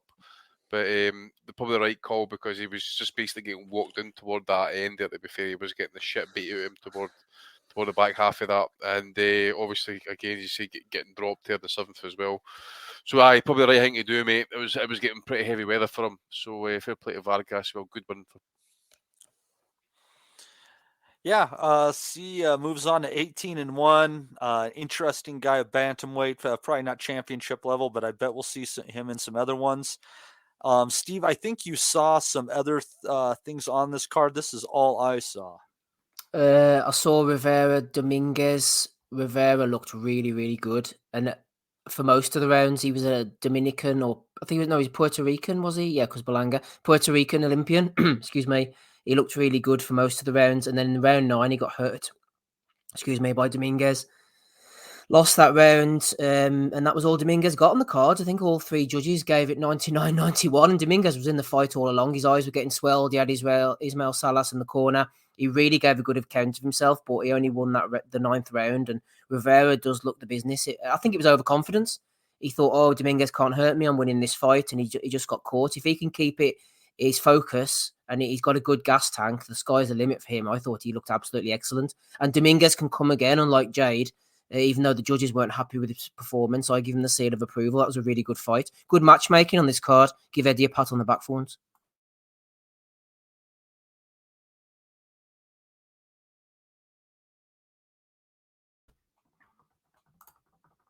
Oh, sorry. Matty's BRB. Go on, Andy. Did you see Rivera against Dominguez? So I remember now, mate. I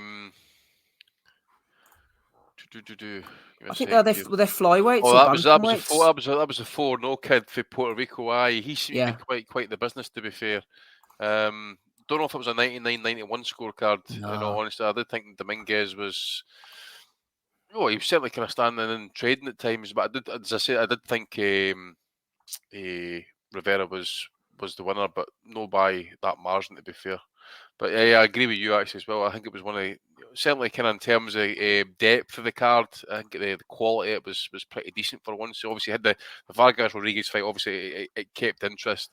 Giyasov, Cano, probably not so much. It was more interesting the fact that Cano was mere a question as to what he had left. Cruz again. If he mixed it up a wee bit different and was able to kind of force the issue and get the stoppage, it would have been a wee bit more of a statement. But hey ho. And Berlanga was meant to deliver that anyway. But other than that, it was fair fodder for Eddie, to be fair. Mm-hmm. Did you catch anything else from the weekend, Andy? I'm just quickly going over a few things we had. I didn't see Jay Harris against Conor Butler. And bad news as well, Andy. We were supposed to be enjoying Anton Haskins, remember from last week? Lee Haskins' son against Suck Deep. No, it wasn't. It was Lovepreet. Lovepreet. Love Dick or something like that. Lovepreet never turned up. Love he ended Prick, up fighting a Nicaraguan over 6 rounds, unfortunately. No Lovepreet.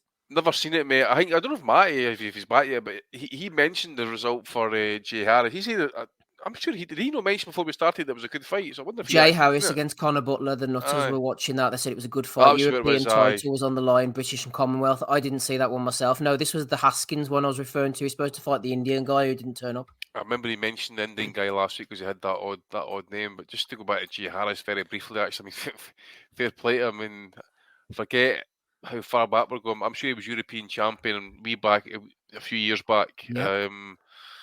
So to come back there and just basically pick up the Commonwealth and the European crowns on top of it is fair play to him because he went to the depths against Martinez. Sandoval, who is a bit underrated fighter in my opinion, and that basically bodied him literally. I think Flores done the same, and it's been a bit of a rebuild. He's had to come back there at the domestic level, and that's what you got to do. Go back to old school. Got to go back down the level, rebuild, get a few confidence builders, then get back into the mix and pick up that European title as well. I just want to double check the rankings to see if he's maybe even in the top 10 at this point. Flyweight. Not really seen his name just jumping off the page to me just now. That was a flyweight, wasn't it? European title usually gets you a nice ranking as well, doesn't it? Top 15, nice top 15 ranking, but I'm not seeing his name in the top 15 just now. So watch the rankings over the next month to 6 weeks to see if it maybe updating Jay Harris appears there, which I think he will, having the, as Ozzy would say, the traditional roots. Commonwealth, British, European. So, I might go a top 15 call, possibly. No, that was a hell of a performance, I thought, by Harrison. What was a really fun fight where they both did some good inside work. But Harris, he just was able to get inside and just work the body. And he wasn't just tapping into the body. He was just swinging those shots in there. Absolutely shocked that Butler didn't get stopped in that fight, honestly. It was a nice comeback performance by Jay Harris, 100%. Maybe this is his level, but he can make an all right living at it, and he looked fantastic in that fight last night, I thought. We mentioned everything there, Matix. I didn't mention Salita. I don't know if you wanted to go to him. DAZN, I didn't get a chance to see that card. I never did. Did you? I did. I can give you a quick rundown if you want before we move on. Go for it. So it's Ardreal Holmes Jr. in the main event, went in against Marlon Harrington. Harrington was a bit of a puncher coming in. There was a bit of beef between the two of them. Holmes obliterated him, dropped him 3 times, knocked him out in the second round.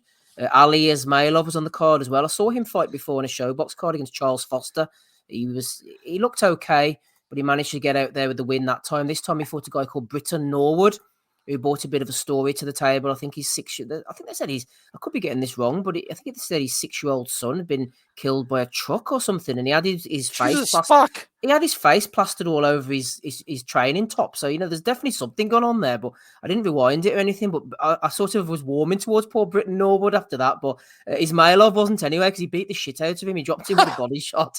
No compassion whatsoever. Split the guy's nose clean open. Norwood could punch, and he was very game, but he was taking a beating. Got stopped in the 4th round. So hopefully we wish him well. Joseph Hicks got a knockout win as well. Duval Smith fought a guy called Rolando Mancia. I'm going to bring him up here for you, Matty. That's him on the right-hand side there. He's 38. Looks like he's had a tough paper round anyway, old Rolando Mancia, if he's 38 years of age, and he got beaten by Duval Smith.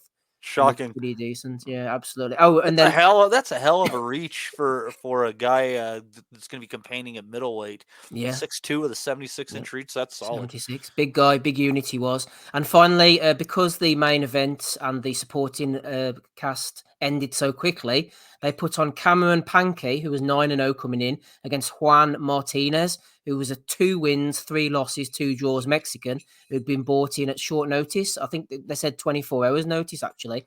And he upset the odds. He dropped Pankey, who was tough, and he tried to fight Martinez. He didn't just fold, managed to last the distance, but Martinez got it by scores of 56-57 by a point on all 3 cards. So coming in at 24 hours notice, he's now 3-3-2. He upset an unbeaten guy. That was a real good fight. Good card from Salita. Wouldn't mind seeing another one of these. Yeah, it's a Tuesday night, so you can't expect a lot out of it, but it's nice to have a chance to see some of these prospects on there. So fantastic. Absolutely. It was in Michigan as well, so giving them something to shout about. Yeah, might end up seeing the quote there. I bet if she wasn't training for her MMA fight, she might have dropped by. Absolutely. Yeah. Let's see here. We got a couple of comments. Let's see here. Let's see here. So Mauricio Solomon said, very proud to announce a sensational fight which the WCBC Boxing has approved to sanction for their interim light heavyweight championship, Benavidez versus Vosdick. Wish the best of luck for both champions. Let's see here. What? At Tony Pem says a couple of things here. Firstly, why wouldn't you order Canelo Benavidez? Probably because Canelo told you to watch your step. And secondly, why would there need to be an interim champion? Better be have only just defended the title. What a fucking clown. The WBC is a joke. Are they going to have Charlo's title finally relinquished at 160 now that he's in the conversation to fight Canelo at 168? And give me a fucking break. Give Andy a break, man. You iced his ass. Yeah, the WBC didn't like what he was going to be saying. Finish that shit right quick. He was about to go off on one then. Oh, here he is. He's back now. Andy, censored. I need to speak to you about something about this, actually, see if you can help me with it. But anyway, that's not the main point here. The topic is, how the fuck has Vosdick somehow managed to get this whatever it is, this title shot? Tell me, because what I can see in his record was 3 fights against absolute trash. Let's just put it politely, right? 3 fights. And I'm glad to see him on the comeback, but there's more steps that should be involved in before you. It's a joke. He was put in the hospital with Peterbiev, right, for fucking days. Right, he comes back, has 3 fights last year, some sort of tune-up. Next minute, he's getting a fucking title fight. I wish I might, man. What the fuck? It's crazy because it's at the stage. I know we talked about it before, but like they should just fucking bin the belts off at this stage. What do they mean? Like, what the fuck do they mean? What does it mean? Like, if Benavidez is the number 1 guy at 68, but he can't be the fucking world champion at 68 because the best fighter at 168 is not going to fuck that holds all the belts is not going to fight Benavidez. Like, no matter what the fucking situation seems to unfold, they talk about it, he was moving to PBC because that was the big fight he wants to give the fans. I don't know who's responsible for it, but it looks certainly like fucking Suleiman's obeying his paymaster there. Doesn't he? Like he's keeping Benavidez away from Canelo. Like what's the point of the bets these days? Like you find out who the best fighter is if they fight each other, but they never do. Like. So you got to think about it. You don't want to piss Canelo off and have him just dump the belt, because if you're getting they get like 2.5% or something like that as a sanctioning fee when all these unifications are in. So 2.5% of $35 million. I'm not going to do that math right now, but I'll tell you this. That's a lot of fucking money. No, like I get from a business point of view, I get what he's doing, but the sport suffers. Like it's like fucking. Why the fuck do we care about the sanctioning bodies if they're going to do this? You know what I mean? What's the point of having their world champions if they're deciding who the fucking guys are fighting, when they're fighting them and that? Like, I don't know. Well, wasn't that the point when BBC kind of started? Wasn't that what Al Heyman was trying to do, is push the sanctioning bodies out? Don't think Al Heyman started the BBC, though.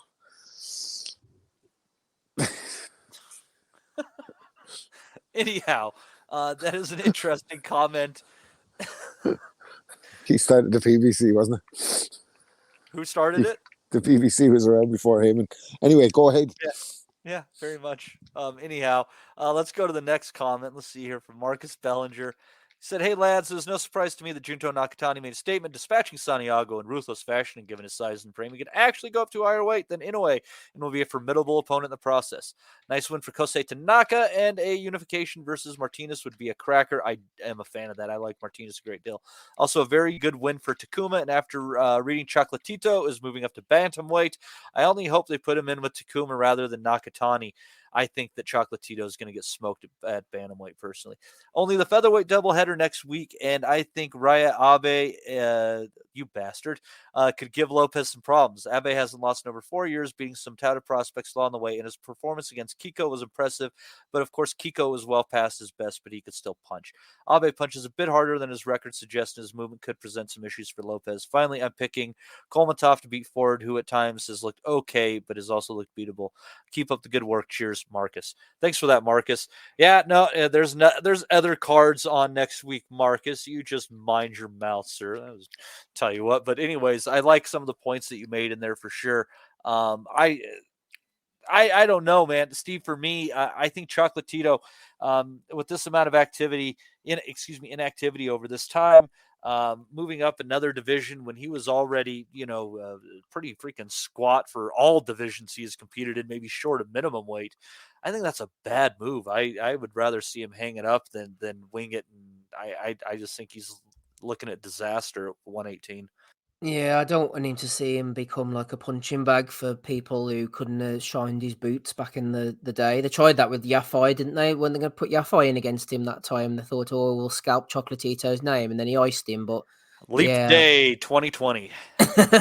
I don't want to see him just become a yardstick that people can knock about, and he's getting up in age now, and with the extra few pounds, as you said, he was always a short squat guy, and he knew how to ride the punches and stuff, but yeah, I have nothing more to say than just we can't. I suppose who are we to say don't take those paydays? Don't you should hang them up, etc. But maybe he's chasing Inoue like everybody else. Could you imagine that could be a bit of a bloodbath, man? I just don't want to see him get taken out by bum dossers. That'd be one sad, brutal round, I think, if he was able to fight the elder in a way. Thanks for your comments there on that one, Marcus. We appreciate you and listening very much. Also want to take a chance to appreciate all the people in the chat that we can name at this point in time. Sorry for anybody I missed. We got M. Lithgow, Mark Stanton, Thomas Newman. Johnny is in there, number 1. Will Ballston, MB, the Dr. FMG showing up in here. Let's see here. Badass Boxing Training is in here as well. Josh Ford. Take Games. Yes, we will name Take Games. What the hell? There, that was weird. Let me scroll up. Iron Fisted Champion. Harvey Price Boxing returns. Michael Thompson. Ray. Let's find one more in there. AP. And Ian John Lewis. Is it the real Ian John Lewis? God only knows. We thank everybody for being in there and taking a listen today. Appreciate you very much. Yeah, so let's move on here. I think we can get to these fights. Folks thought there wasn't much going on whatsoever. Oh, that's where you're wrong. That's where you're wrong. Let's start it off over here on Wednesday. Going to have a Pro Box card. Everybody knows how much I love those. Going to have 17-1 Justin Paldo taking on Miguel Madueno, sitting at 30-2 in a lightweight battle. Going to have Senpatar Erdenebat. I hate that name, but he's a hell of a fighter, taking on Mohamed Samaro. That's going to be in a lightweight battle as well. Interesting. Then a guy with let's see here, Najee Lopez. He's a sharp prospect, 9-0, taking on Marcus Escudero at light heavyweight fight. And a guy with an interesting name. This is a nothing fight. He's taking on a 1-5-1 guy, but Dwight Flemings Jr. Yes, ladies and gentlemen, his name is spelled like Dyke plus a W. So looking forward to this one. You'll be able to catch that Wednesday night stateside, Thursday morning in the UK. Let's see here. Then, Steve, why don't we let you talk about this one? We're going to have a card on Friday from Telford, from the International Center. Big deal. Going to have a Boss Burrow against Sam Eggington. And also looks like of the fights that could be interesting on there, maybe Andre Daskalu against Joe Jackson Brown, both of them undefeated at super middleweight. You think the main event, though, you think that's going to be good viewing, huh? I do. When you said a Boss Burrow, I thought you said Ross Perot at first. Do you remember him? I wonder if he's still alive for some reason. I'm curious now.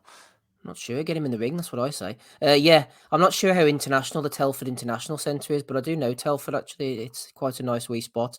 Burrow, I think he's trained by Adam Booth, a German fighter. He has fought on these shores in the past. I'm looking down his record here, seeing if I can see any recognisable names. As for Eggington, we know what he brings. Channel 5, Friday night. He's going to take more shots than he should. His brain cells are going to be smattered. He's there for the European Super Welterweight title. It'll all be set up for Burrow to win. But Eggington's going to be there pitching, and wouldn't be surprised if he pulled it off with his experience. We keep thinking he's going to go over the hill, Eggington. I'm looking to see how old he is now. 30 years of age. Seems to have been around for ages. Only stopped twice in those 8 losses, the Savage. Yeah, I would love to see him do it and carry on, but we shall see. As for the other fights, Andre Daskalu against Joe Jackson Brown. No idea who either of those guys are. Gully Power. He's from Wolverhampton, I think. Here he is, 7-0 with 1 knockout. No Power, with only the 1 KO there. He needs to change his surname, I think. Let's see who else we got. I worry when they're putting a guy with 7 wins and with an 8-33-3 guy. I wonder how much hope they have for him.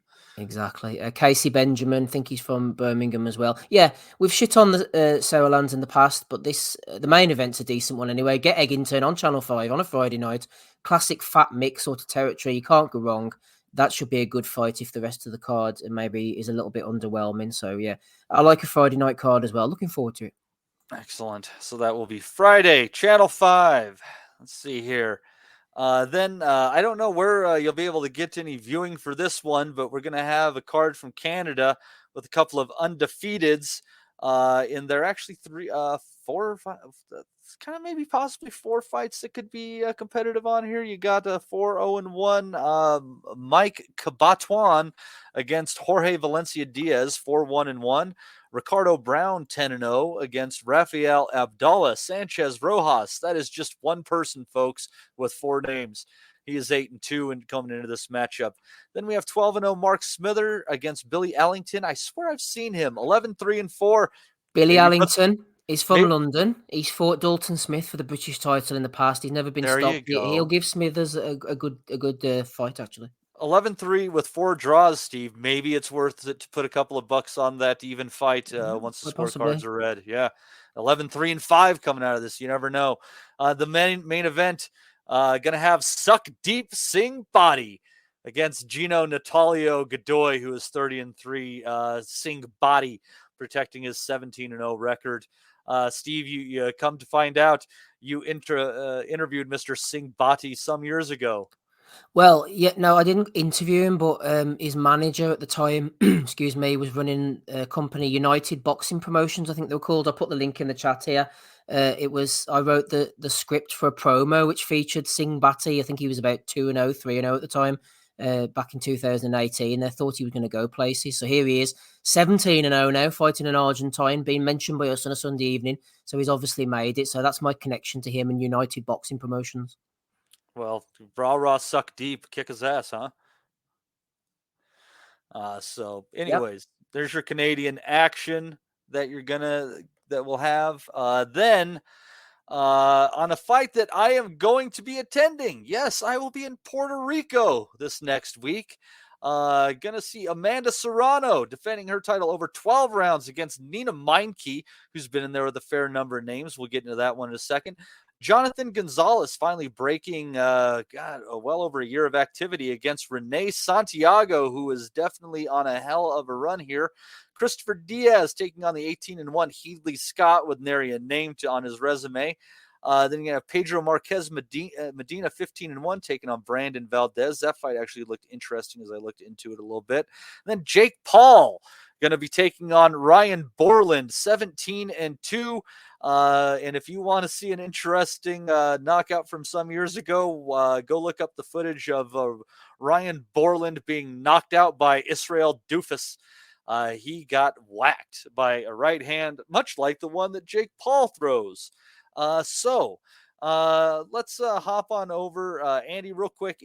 I know Gonzalez against Santiago might interest you. I know maybe the main event not so much. What are your thoughts on this card? On the card itself, mate, I've just pulled it up there.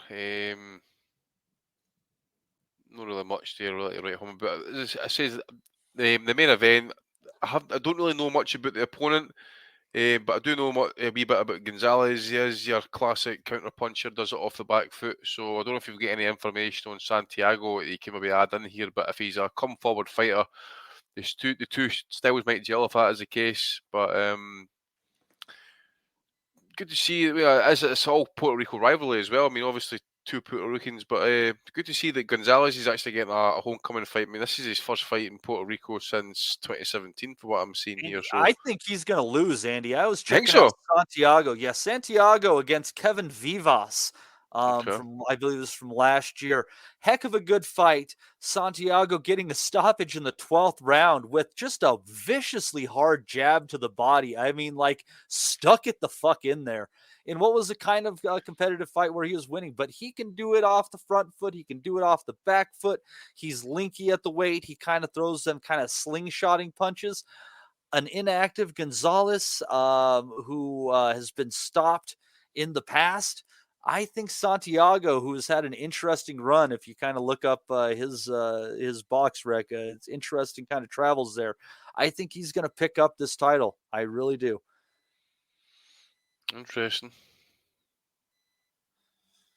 In terms of other on the card itself, mate, other than that, I don't think I'll be tuning into anything else, to be fair. So I'll let you pass it over.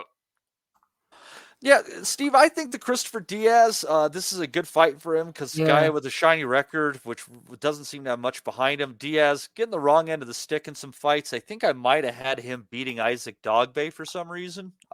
He's a good fighter, and again, Jake Paul tries to give some decent fighters some chances on these cards. Got to give it to him.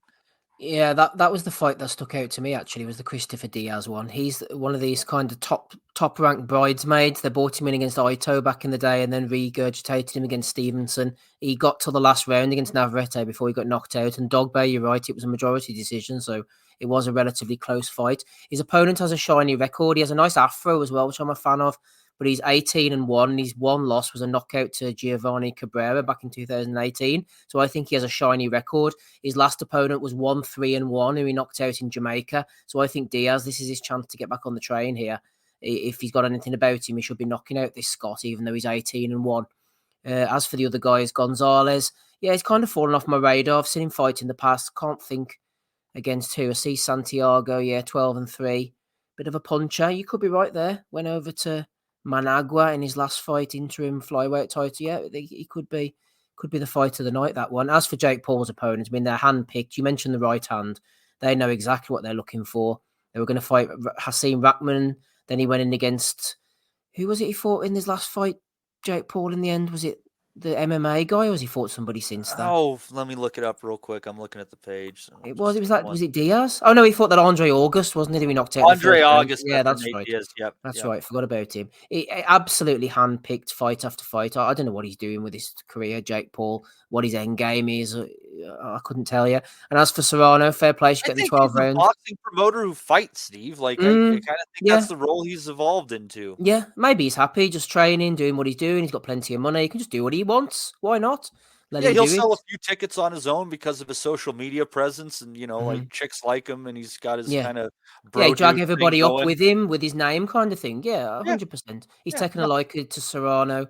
I'll watch Serrano and Minka. Not that fussed, to be honest. But I have nothing else to offer. I'll watch it. Well, the big story between Serrano and Minka is the fact this is another women's title fight that's going to be over 12 threes. So in Serrano, was just pouring it on in her last fight in the 12th round. I kind of think she went the distance in a way just to show people, that women could do the 12 round, 3 minute distance. Meinke has she's had a pretty decent resume. She fought Katie Taylor many years ago, and lost by TKO, but that was a bad call from the ref. I was watching that today. She had a cut open up over her left eye from a headbutt, and I think the ref called it from a punch. I wasn't watching it with sound, but then he did stop it from the eye. So she's definitely developed. She had a close loss to Sarah Mahfoud recently, who's definitely a decent fighter. The question is if she's going to be able to go this 12-round distance. She is a southpaw like Serrano. She shoots a good left hand. She's got a decent jab to her. She tends to try to do most of her work from the outside, but I don't know. I'd like to see Amanda get back on the knockout train, especially since I'm going to be there with a ticket in hand. So I'm looking forward to the trip, and I'm looking forward to this card. I'm going to say, is this a quick enough turnaround? Because someone actually paid me to write an article when Serrano was fighting. Wasn't it Was it Ramos who she went the 12 rounds with in the last fight? That was relatively recently, wasn't it? Let's see. When was I think it was only about. I think it was October. Oh, right. Daniela Ramos, it was October 27th. So 1, 2, 3, 5 months. Over 4 months. 4.5 months. Time flies. But we're talking about fighters staying active, and she is. I mean, you got to give Serrano credit. I mean, she from this era of women. I mean, it's really. Clarissa Shields might end up ultimately be like the best boxer of the bunch at the end of the day, but I don't think she moved the needle the way that Katie Taylor and Amanda Serrano. Yeah, it's all about matchmaking, isn't it? Their styles translated. I was Clarissa to a certain degree against Savannah Marshall, but Marshall wasn't really on her level. And the fact that Clarissa Shields, despite what she says, she can't punch, I think that hurts her as well. She can't produce those highlight reel knockouts, whereas the likes of Serrano and Katie, they're not really knocking out anyone highlight reel, but it's high action. It always feels like it's relatively close, especially when the two of them fought. Obviously, it was. Whereas Clarissa's so much better than her opponent, can't punch. She's such a good boxer with a good engine. She doesn't bring the excitement, unfortunately. But Matty, you did mention Sarah Mahfoud. And I remember going back in the day to the Mike Tyson undercards, one of my favourite female boxers. I don't know if she's related to her. Valerie Mahfoud, a fine-looking woman. So she was. There she is on the screen. Old Valerie Mahfoud from the early 2000s women's boxing scene. Things have moved on since then. Not sure what she's doing these days. This might be wrong of me to say, but I think there's a reason for that necklace around there. Might be hiding something. Well, I don't know, but that was Valerie Mahfoud. I think she fought Layla Ali back in the day. Anyway, there you go. Okay. Anyhow, I'm gonna go there. It's just one of those things I noticed. You're such a cynic, Matty. Anyhow, looking forward to that card from Puerto Rico. Rob, do you have any thoughts on the card from Puerto Rico? I don't want you to stay silent for too long.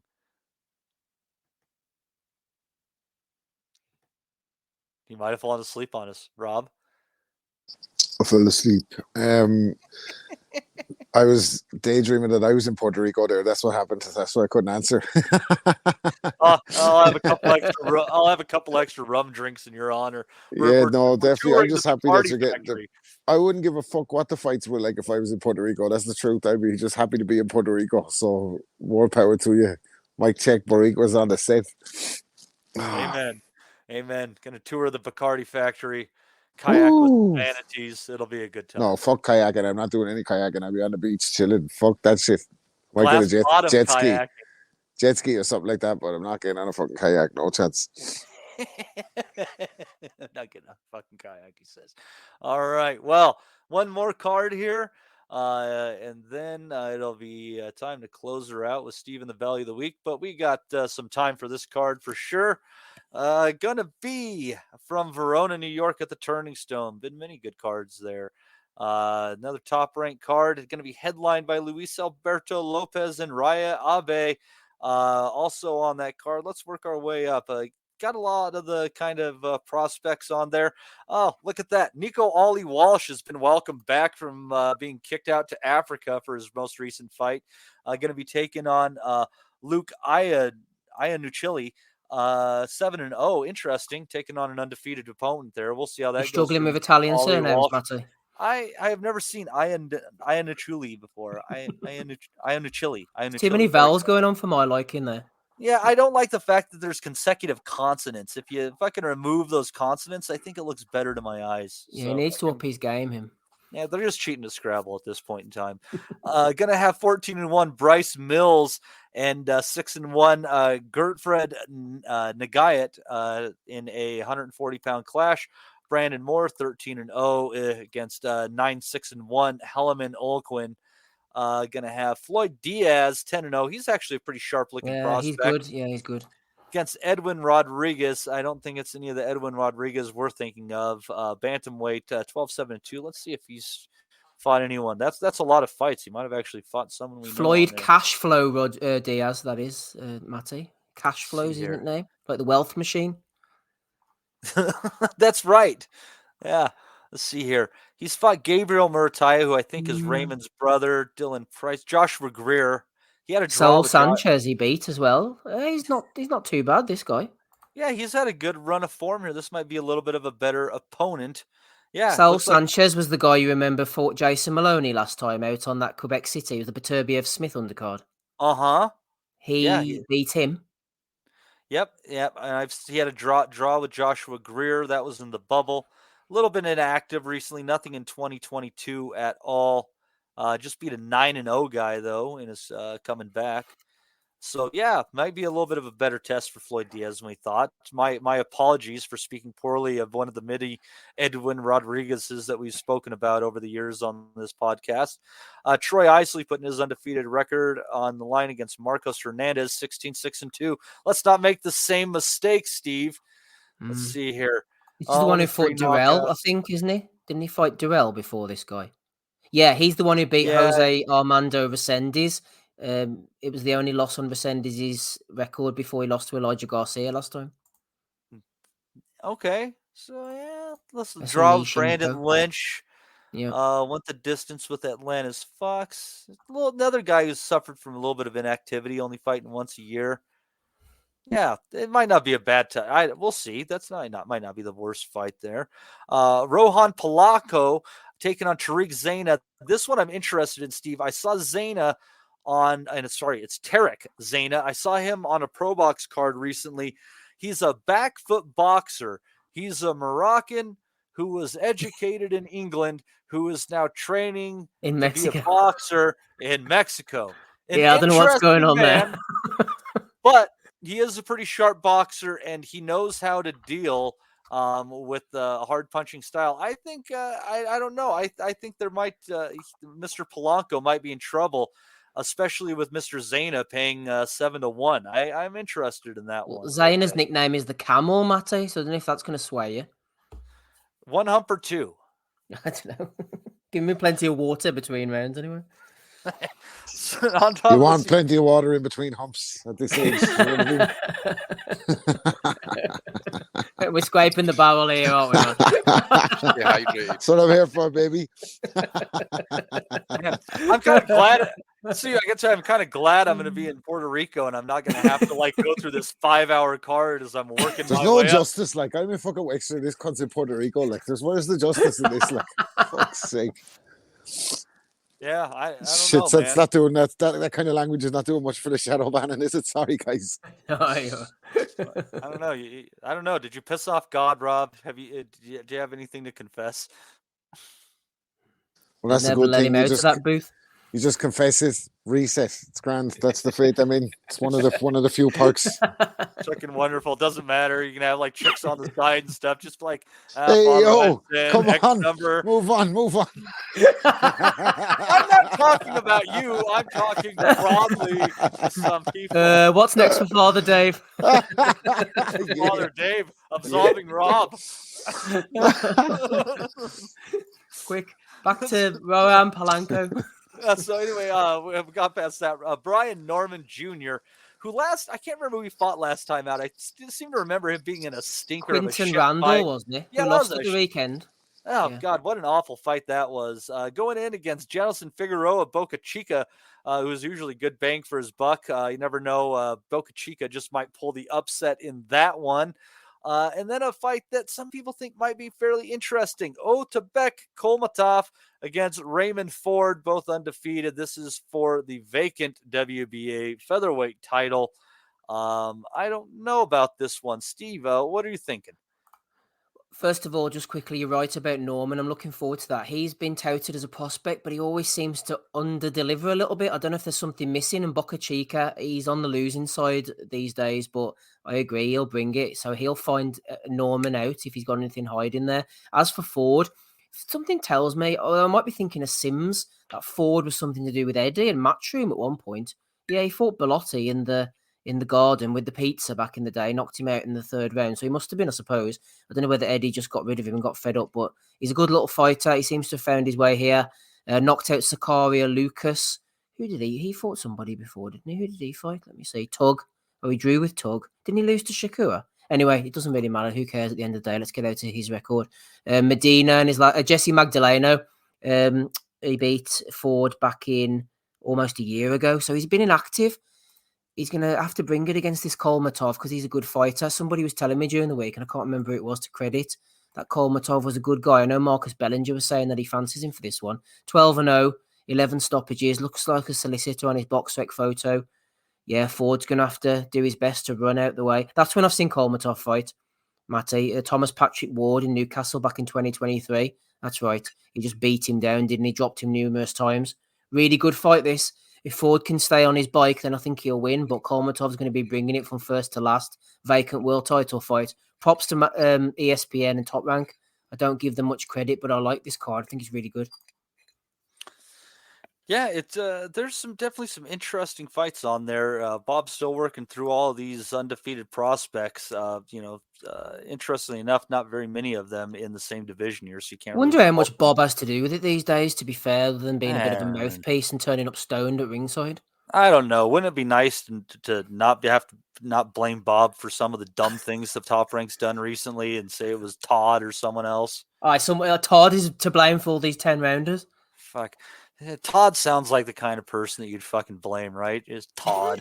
Remember, I think that was one of the names that was mentioned in the Carlin bit about weak names making weak people and wanted to bring back Jimmy, Johnny, and Billy. Fuck yeah. Todd, Tyler, and Kyle. More Brocks. Brock. God, that sounds like it's fucking, they were just looking at some food and they're like, if we cut off the Ali, it's kind of hard, isn't it? Like, yeah. 10-round Todd, says Michael Thompson. There you go. So, anyhow, before we go too Mark far. is fucking stupid naming their kids. Others naming them after like fucking Irish villages and all as their first name. Here's my child, Monaghan. What the fuck did you why are you calling a child that?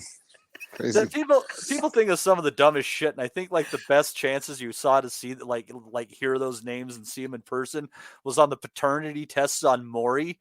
Like it's totally not a race thing; it's an economic status thing. Like I don't know if it's because they can't spell or they don't want to spell, but they come up with some fucking crazy shit.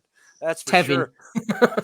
There's a commercial on for some fucking prescription drug on TV called Sky Rizzy, and I'm just like, I'm waiting for the first time I hear someone call out for their kid Sky Rizzy on in a Walmart somewhere or something. It's only a matter of time. Anyhow, Luis Alberto Lopez in the main event against Raya Abe. For some reason, I think Abe beat Kiko Martinez recently.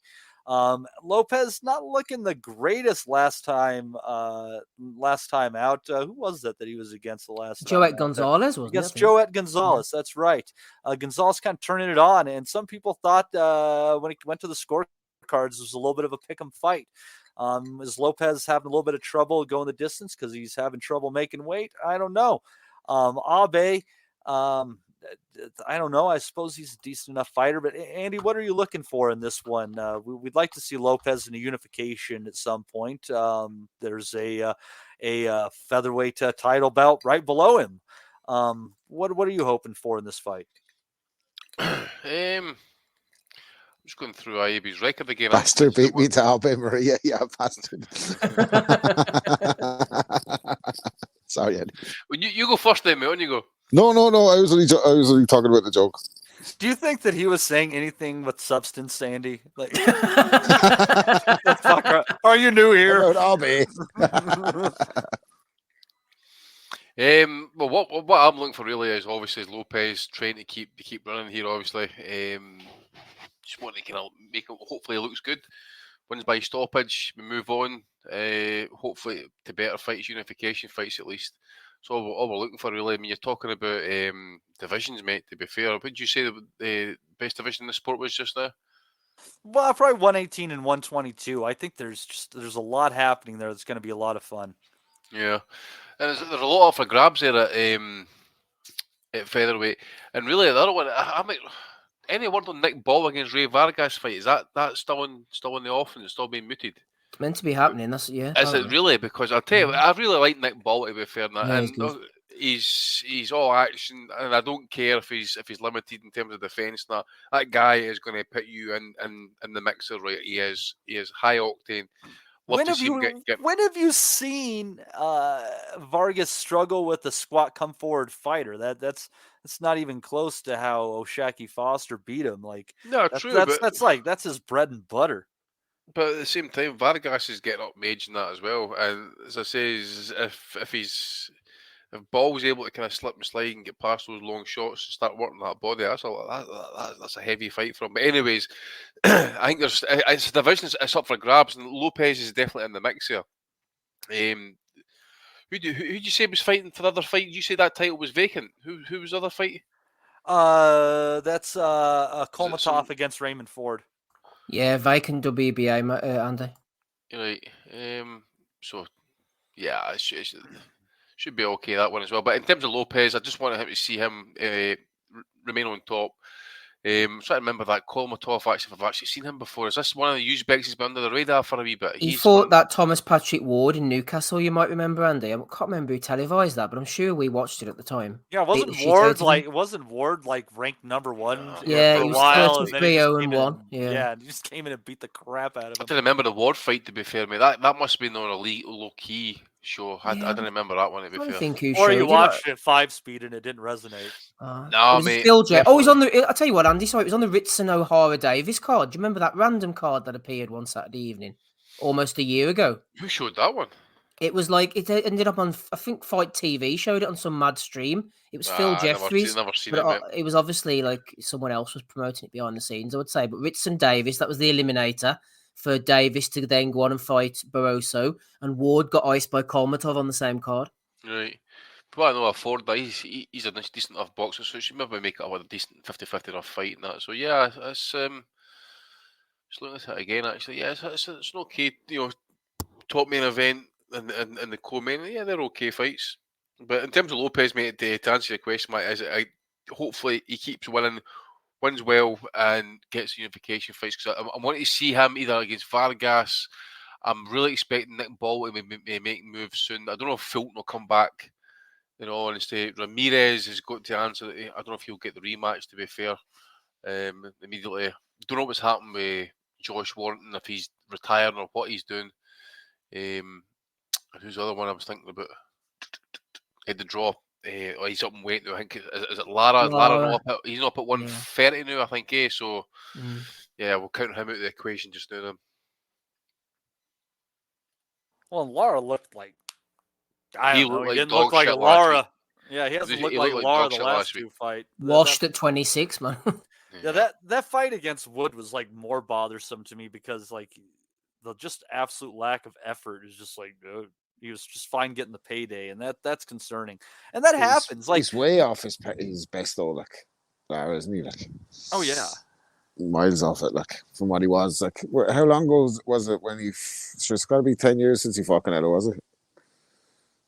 No, we're talking about Mauricio Lara. Oh shit! Sorry.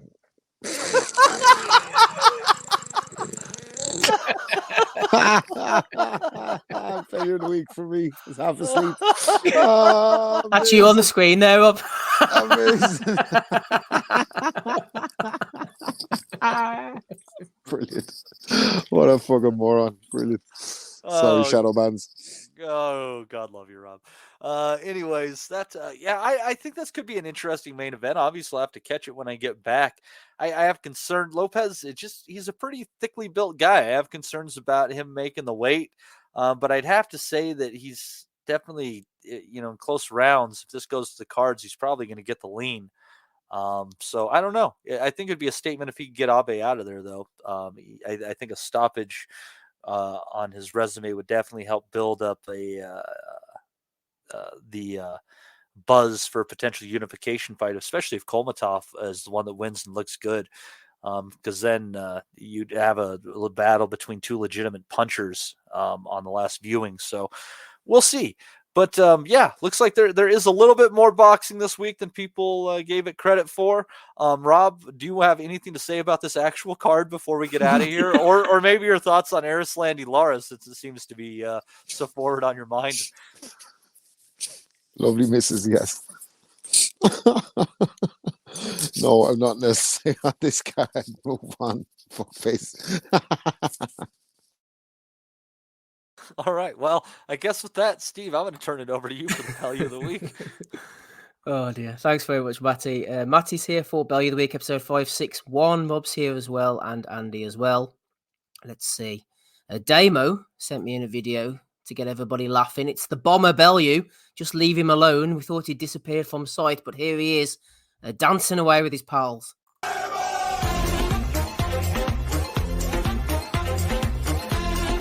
Shake your chest. Just show us what you got. Sam, I don't know what to do. Just do something stupid to start. I'm not shaking. Do something stupid at the other. A few moments later. Hey, that guy. Watch out, that's a good jacket. Here we go. Ready? Here we go, we just go.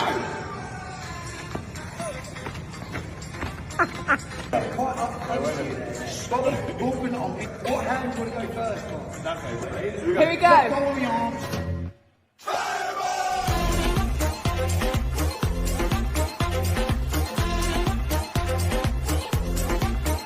Did he do it? Yes! Oh, yes! Hates the limelight, does the bomber? Who was the dude in the white hoodie? What's the founder to even do that, eh? No idea. No idea. He's took a lot of convincing there, didn't he? He wasn't going to do something stupid like that, Tony. that dude in the white hoodie is super fond of Anthony. Oh, man. He might find off if there's a bacon belt there. Oh, dear, mate. Good old Tone. He's enjoying life, Matty. That's the main thing. Except when, people are rubbing on him. He didn't seem to appreciate that very much. So he says. Right, let's get on to the meat of the action. We mentioned earlier Devell Smith against Rolando Mancia. We'll nominate him for being 38. Going on 58, he lost, though, so he's having a tough time. Rolando Mancia looks like one of the dudes that was going to kill was it Christian Slater in Training Day? They had him in the bathtub. He looks like he'd fucking be like telling you, I've had my shit pushed in. That's a class niche reference, man. You must be going back about 25 years there, Martin. Right, the 20 years. I gave it one last week. What are pushed the shit back anyway? No, the Vatos. It was Ethan Hawke, wasn't it? Not fucking Ethan Christian Hawke, Slater. yes, thank you. All these white guys look the same to me, Rob. Oh, what a movie, by the way. Fucking classic. Fucking hey. Yeah, it was a good film. Anyway, Rolando, we wish him well. That's how much of a fucking G Denzel was in that movie. Eva Mendes was just a side chick. Fucking A. Fucking A.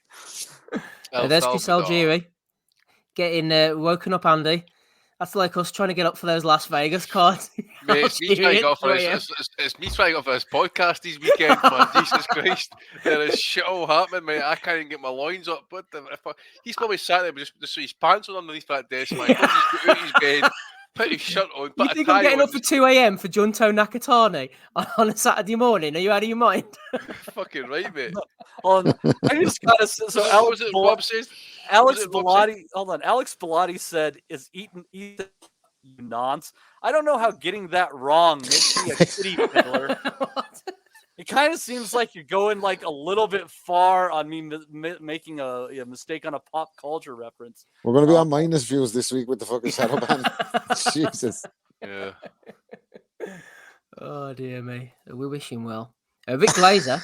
Someone said, do you dislike Eddie Hearn? He says, I've been questioned if I dislike #Eddie Hearn. The answer is I don't dislike Eddie Hearn. And actually, I think he's a cool guy.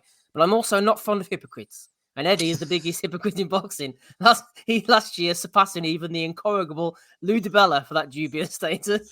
And that's hard to do.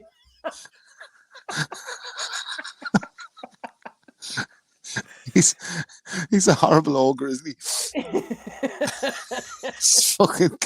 He never has anything good to say except about himself. Everything else is fucking negative, aimed at somebody, some passive aggressive fucking tweeting and some direct aggressive tweeting.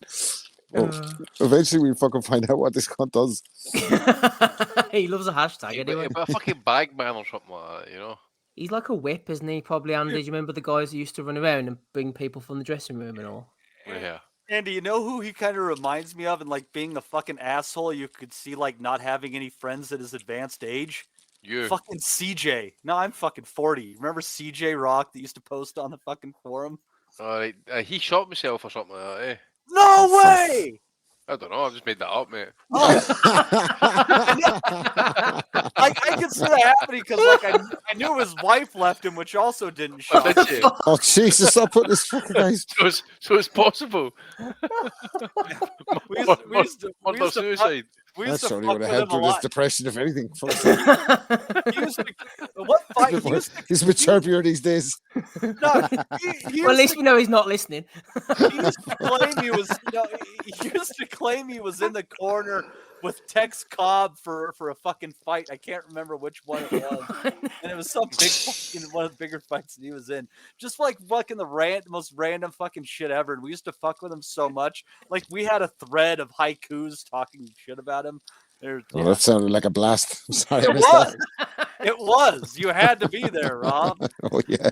Miss the old days of the forum. Look, mate. Alex Bellotti says Rick Glazer blocked him for wishing him a happy birthday. That's the most Glazer thing ever, isn't it?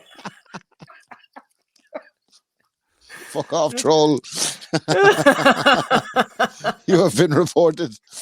Oh, he's always reporting someone, isn't he? On X. Oh, yeah. Twitter / X, you mean? Yeah. Golden snitch of Twitter. Like that person on the block who calls the fucking HOA every time somebody fucking leaves their car in front of their house for too many days. Like, just fucking mind your own business, you dipshit.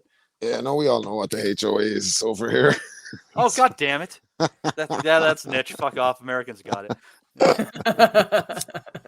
Homeowners Association. It's that other lad that's not Gabe that comes on the box and others. He's the only other American that fucking listens, isn't he? Beat Bot Boop, he has an American flag, although I don't think he's actually American.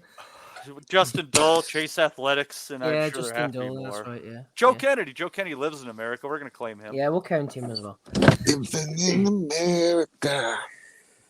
Turkey has been doing bits. Boxing and MMA's 50 most influential figures. He is number one. Tony Bellew says the difference Turkey has made in boxing has been remarkable. We've had so many years of big fights falling by the wayside that it was making our amazing sport a laughingstock. It says the man who was dancing 5 minutes ago. He has quite simply restored boxing back to where it should be.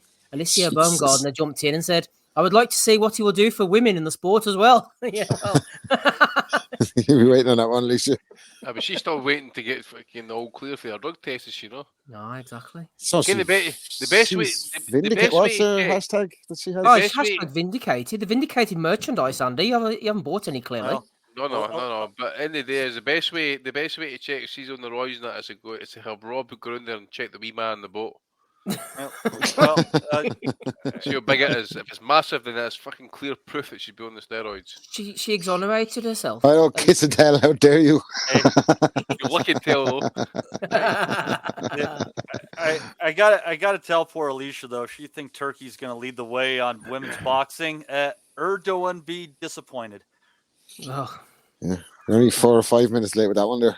Well done. Fuck you! I have to listen to you guys babbling on and hold on to my fucking joke. You're talking nonsensically. Oh dear. Bantering like a couple of gals in the goddamn coffee shop, you fucking women. Has Paul dumped in on the bomber who was praising Turkey. He said, Tony twerking for a regime that would happily behead his brother. A regime that would actually stone you to death, actually, Tony. Oh dear me. Anthony, sorry. That's awesome. You're part of the family, Steve? Oh, well, you know.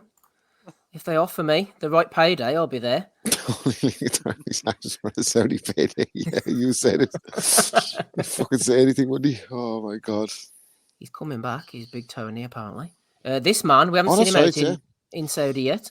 The Shannon the Cannon Briggs. Now, Take Ames, to be fair, sent me this. I was going to cut it for the video, but unfortunately, Ames, it had some kind of orchestral music in the background throughout it, which would have got us even further banned. So the Baroque Festival Orchestra. Well, I bet it resonates with him. You know, Baroque. Fucking ban us at this stage. Flat Baroque. Oh dear me. Yeah, he was getting his nose hairs clipped out anyway, so I've saved everybody. Save the clippings. Save the clippings on that one. Thanks to Take Ames. Here's one for you, Rob, if that's not enough. Derek Chisora, link in the bio for my OnlyFans, and there's a little teaser picture as well, in case you... What's on that? I wonder. Someone or others will do a review, I'm sure. Hi, Ryan Dale, we need to get him on it. Look at the Tesco bag behind him.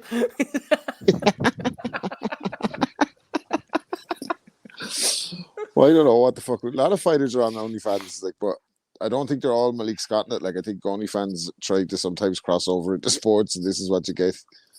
Nobody wants that, do they? I don't think so. I'd give it 50-50 that Del Boy has a Union Jack tattooed on his cock. I don't know. Get on the OnlyFans and you might find out, might I? No. I liked by Johnny Fisher. I'll live with that mystery in my life, Steve. There's some things that I just don't need to comprehend. That's what they really need on OnlyFans. Big John. Oh, no. I bet he's already on. He's bound to be, isn't he? Yes, he is. It's like that. Ebbs rubbing honey chili chicken into his back. Oh, Jesus. Cool thing, lucky thing for him is he doesn't even have to use whipped cream or shaving cream to cover himself when he's standing naked. He just cover right past the sensors, unless maybe the boobs get caught. I don't know.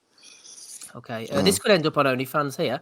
Steffi Levy, just in case I ever lose my memory, she had EBU silver champion on her ass. And, not very well, I might add as well. Oh my God. With irregular font. But like, it's not leaving much room for any of the world titles there. The rest is quite big, isn't it? Would have been better if they used her butthole for part of the glove. Ring Magazine. Or the WBO. Anyway, no.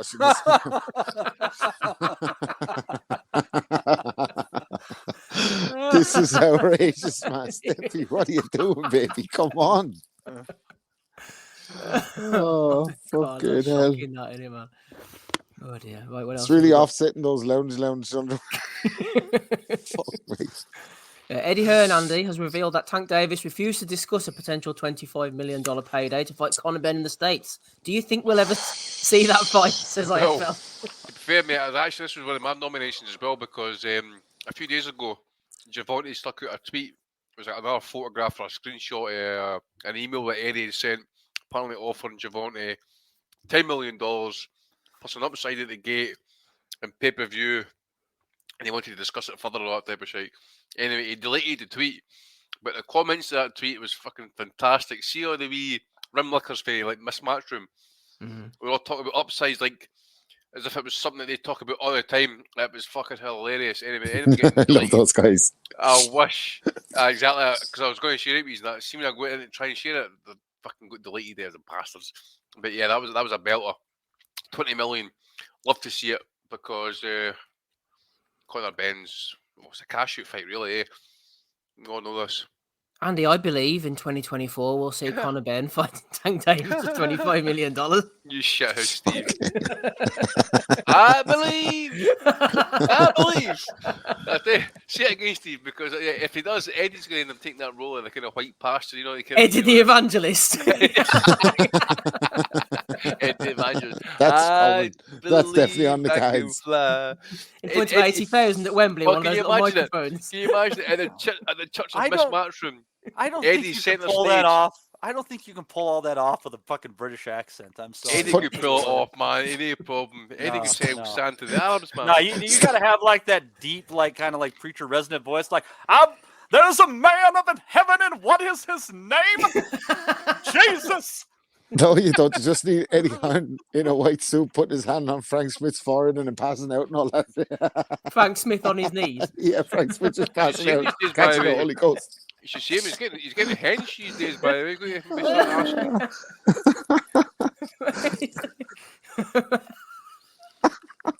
Rise, Frank. Your leprosy is gone. Do you guys think if Don King hadn't become a boxing promoter, he would have become a televangelist? Oh yeah, I do. Without doubt, mate. Without doubt. That's the zone, isn't it, Matty? It's coming. I feel it. A transition. One of these night cunts now who phoned the fucking telly. They're going, phone 1-800-215-674 and drop your donation to the Church of Miss Matchroom. No problem at all.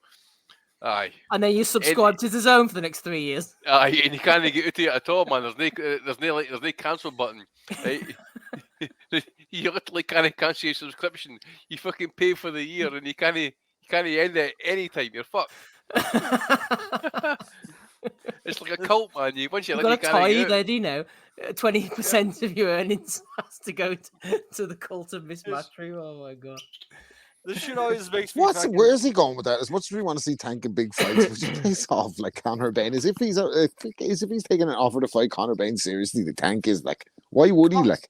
Conor Ben is the equivalent of fucking Chavez fighting a taxi driver while he was racking up 90 victories. He's just fucking one of them guys. He's talking about he's fight him in the States. The States saw his last two fights. You think they want to see him fight fucking Tank Davis after them two stinkers? Like, stop, will you? You guys have him on. Yeah, I mean, seriously, they got him on at the fucking matinee in the small room of the casino, and they still can't fucking fill it up. Like, fucking Hatton had like fucking 15,000 Brits come out. Like, fucking Conor Ben can't even get 15 of his closest friends to make the fucking. And then he's talking as if Tank is ducking him. Javante Lumpa and all he's calling him. Like, stop this shit. Fuck's sake.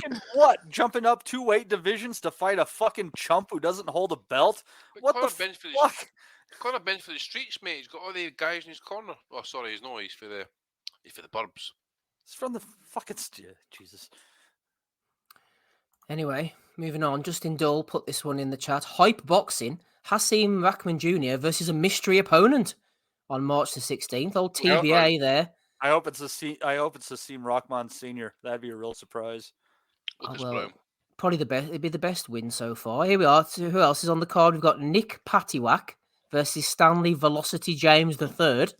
Also known as Nick Patiwak. Give a dog a bone, him. We've got Blunt Force Keith versus King Jody. We've got Brendan Kelly versus Cameron Grant. Not much going on. Those are regular names. M. Tathak versus Big Sam. Xavier Long versus Samatic. Not Logan Paul versus not Jake Paul. Evan Spencer versus Thane. Bobby Lang versus a mystery opponent as well. And Odd Danny versus Ziggy. What the fuck is this? What's going on with Rahman Jr.? Because his dad was a damn good fighter, but Matty seems to have taken this kind of comic celebrity route. Because he sucks. What else is he going to fucking do? Well, the mystery opponent, like, I bet he doesn't even know who the fuck he's fighting. Like, they're probably just going to find some guy out on the street who weighs over 200 pounds. Hey, you want to make $150 and get a hot dog? Come on in. Another Kinahan promotion, says Alex Bellotti. Hype boxing. Oh, I don't know, man. What's going on there? Tim Boxay will be watching it anyway, so you can follow. Well, I don't know if he will be. It might be even too low for him. You know, if you watch that, like, there is going to be like one disturbing knockout on there. You just like, you know that's the case. And that's like the only thing where you'd be like, maybe. Michael Thompson, Matty says Brendan Kelly looks like a roadie for the Grateful Dead. That's my cousin you're talking about. Fucking Brendan Kelly. Oh dear. Right, what else have we got? Final one. Here's one for you, Andy. He looked a bit worse for wear during the old Catchwell Taylor press conference this week. Josh, he could barely sit up in his chair, and the golden can. The mystery deepens. The golden can. Just own that, by the way. See, I hear some nice wee boat at the back there. Oh, you see boat at the top, I think. Going on. Never mind that Irish pish next to that. He'll get to that. He'll get to that. I will get to that. Just on that fight, actually, I had to laugh. It's Sam Jones saying that it was him that got Josh more money for this fight. He brought more money to this fight for Josh than that. But question: whose money is Mr. Jones bringing to this fight? That's the question. That's all I want to know. So, but golden cans, we'll keep our eyes out for it. It looks like a pint can, but I'm half the beer these days, mate, to be fair, eh? Ooh. So, yeah. Off the beer and off the whiskey, or just off the beer? Just off the beer, mate. Off the beer. I've had that much sense, mate. I've had that much sense, you know. I've put down the bad stuff and put out the good stuff, you know. Yeah, exactly. We're not going to make any rash decisions or anything. Yeah, he dedicates himself to that whiskey life. Mate, listen, Premier League for me from now on. Proper 12, all the way. Fucking gas, man. Gas. Right. Those are all the ones I've got, Matty. Do you have anything to throw in for Bellew of the Week, episode 561? This might be a little bit of a reach, but I think I want to give one to the PBC.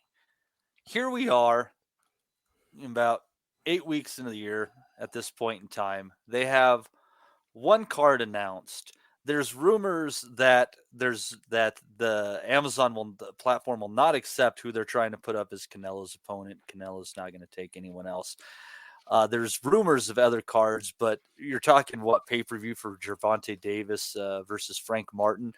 I got to give one to the PBC, who seem to have finally basically hit a roadblock at this point in time where nobody is happy with the product that they're producing, and they're finding it hard to find anyone to buy what they're offering. I think that's more than fair, Matty, and well put together.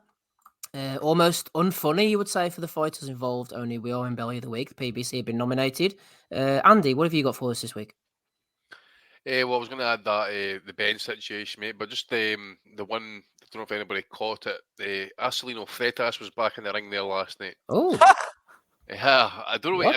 I meant to go and check actually, see what age he is. Just give me a second, actually, see if I can find what age he is. Got to be about what, 43? What about your fucking time warp? Jesus 48. Christ. 48. 48. So anyway, he was apparently in the ring. He was fighting an actor called Kleber Bam Bam. This guy's a bit of a muscle man.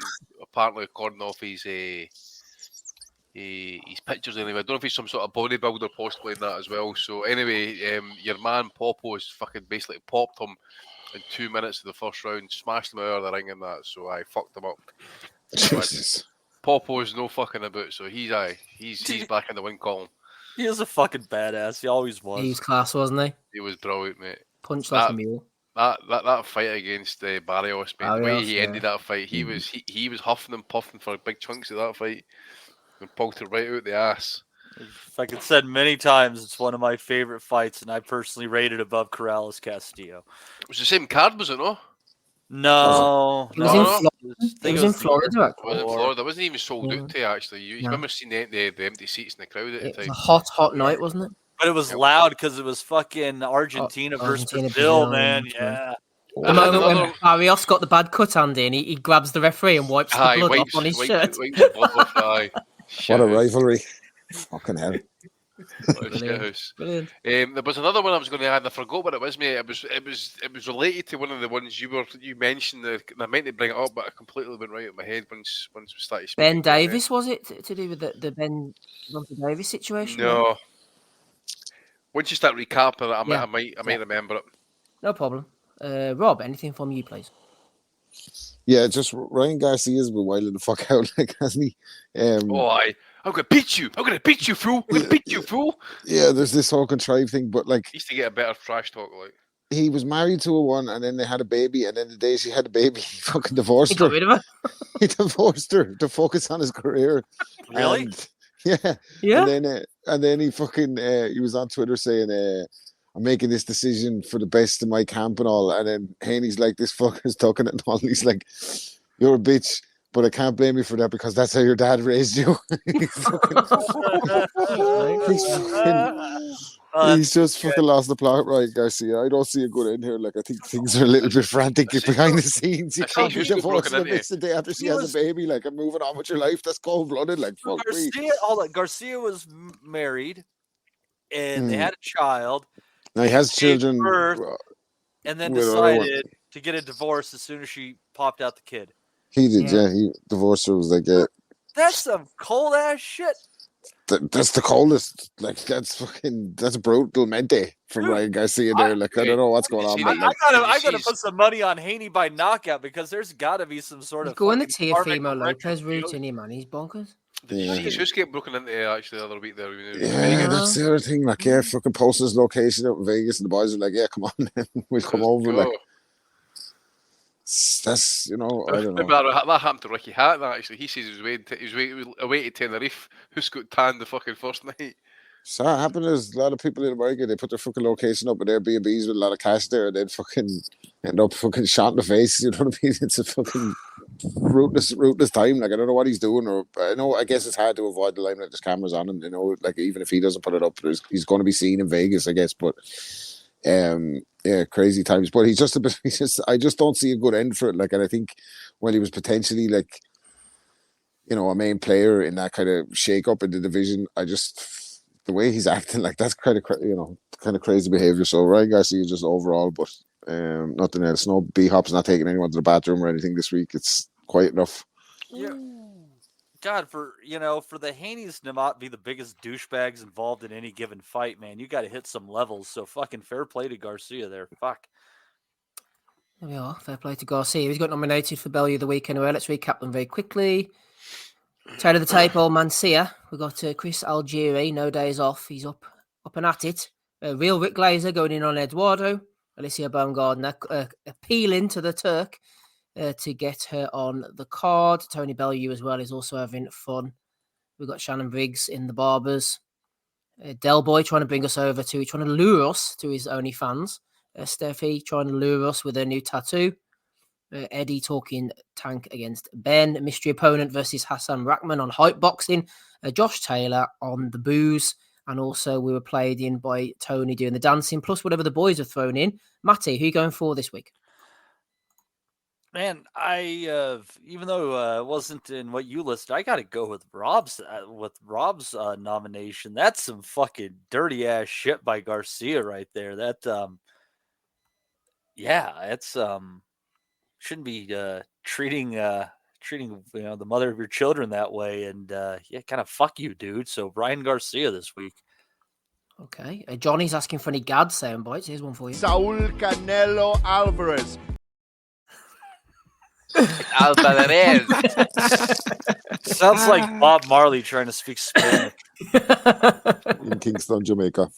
Quebec City. Quebec City. Can I please see the Phoenix? Yeah, one more for good luck. I mean, you were literally fighting every month before you fought Joe Frazier in Kingston, Jamaica. Oh man, the God. Are you going for Andy this week?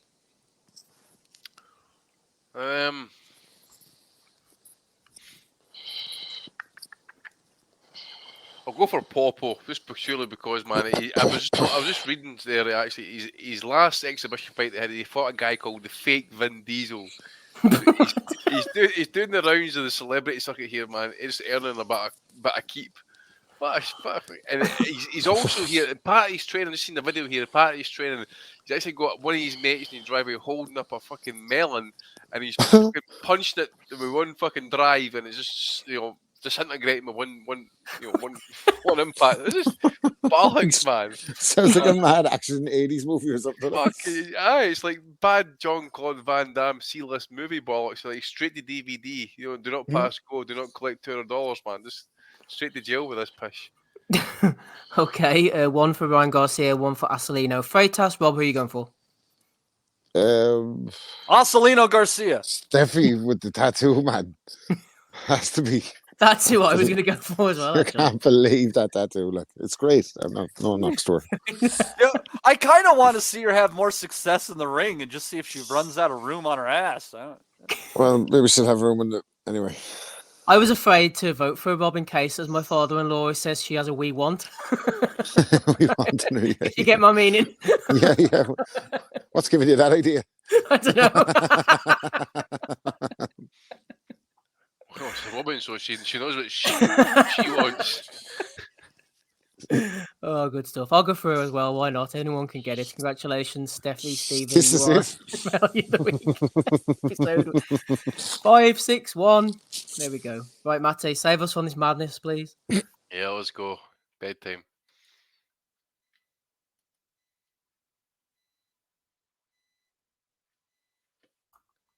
You right there, man? I believe. Sorry. Thanks for everyone in the chat there today. I'd like to thank Johnny for throwing in his customary 79p, as well as my dear Sydney for wishing me a happy birthday and throwing $9.99 in there into the super chat as well. I'd like to thank Andy, Rob, Steve, and also Des stopped in today. It was a nice talk. Oh, Ames? No, that was Ames. Why did I think that was Des? I'm having a fucking day. Fuck off, man. I'm getting ready to go to fucking Puerto Rico. I don't know what the fuck's going on half the time. And it's my birthday today. I'm like trying to have a good time. Oh, happy birthday, asshole. Oh, thanks. Oh, yeah. You taking the missus way to Puerto Rico? No, she's taking me to Puerto Rico. She's the one who makes good money. Ooh. Take some blue pills with you or some red pills. You're going to come back in a couple of years and bring him home again? Yeah, motherfuckers did shit backwards. No. You find a woman to take care of you. See, backdoor, right? Okay. Yeah. Yeah. Steve. Oh, my good friend. I'm not like so disappointed thinking Des was Ames. I don't know what the fuck's going on, man. Fucking anyhow, just further proof that we need to get this fucking thing knocked out of the park here and finish her up. But so yeah, it was a good time. I will not be with you guys next week. Maybe I'll hop on for a second. I am going to be in Puerto Rico. Well, we'd hope you'd be hopping on for a second if you're in Puerto Rico. Maybe more than a second. If I hop on, Rob, I'm going to be so messed up on rum. You might not know what the hell I'm saying. So anyhow, I'd like to thank all these guys for coming on. Everybody who was different than any other week. Everybody was in the chat today as well. But we have some good fights coming up. I think next week, Steve, are you guys going to be previewing AJ versus Ngannou? Yes, that's correct. Slightly interesting fight there, especially after that performance against Fury. So we hope that you folks enjoy the week ahead. You enjoy the boxing. Don't forget the Pro Box card in the middle of the week. And we will see you folks next Sunday. We'll never forget.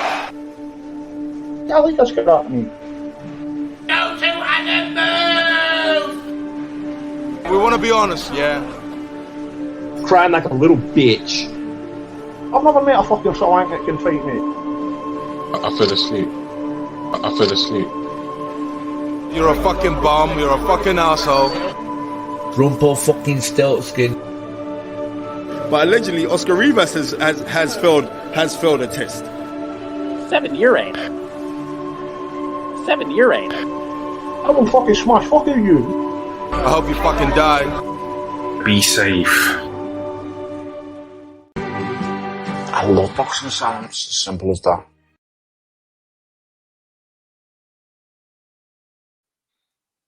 Sports Social Podcast Network.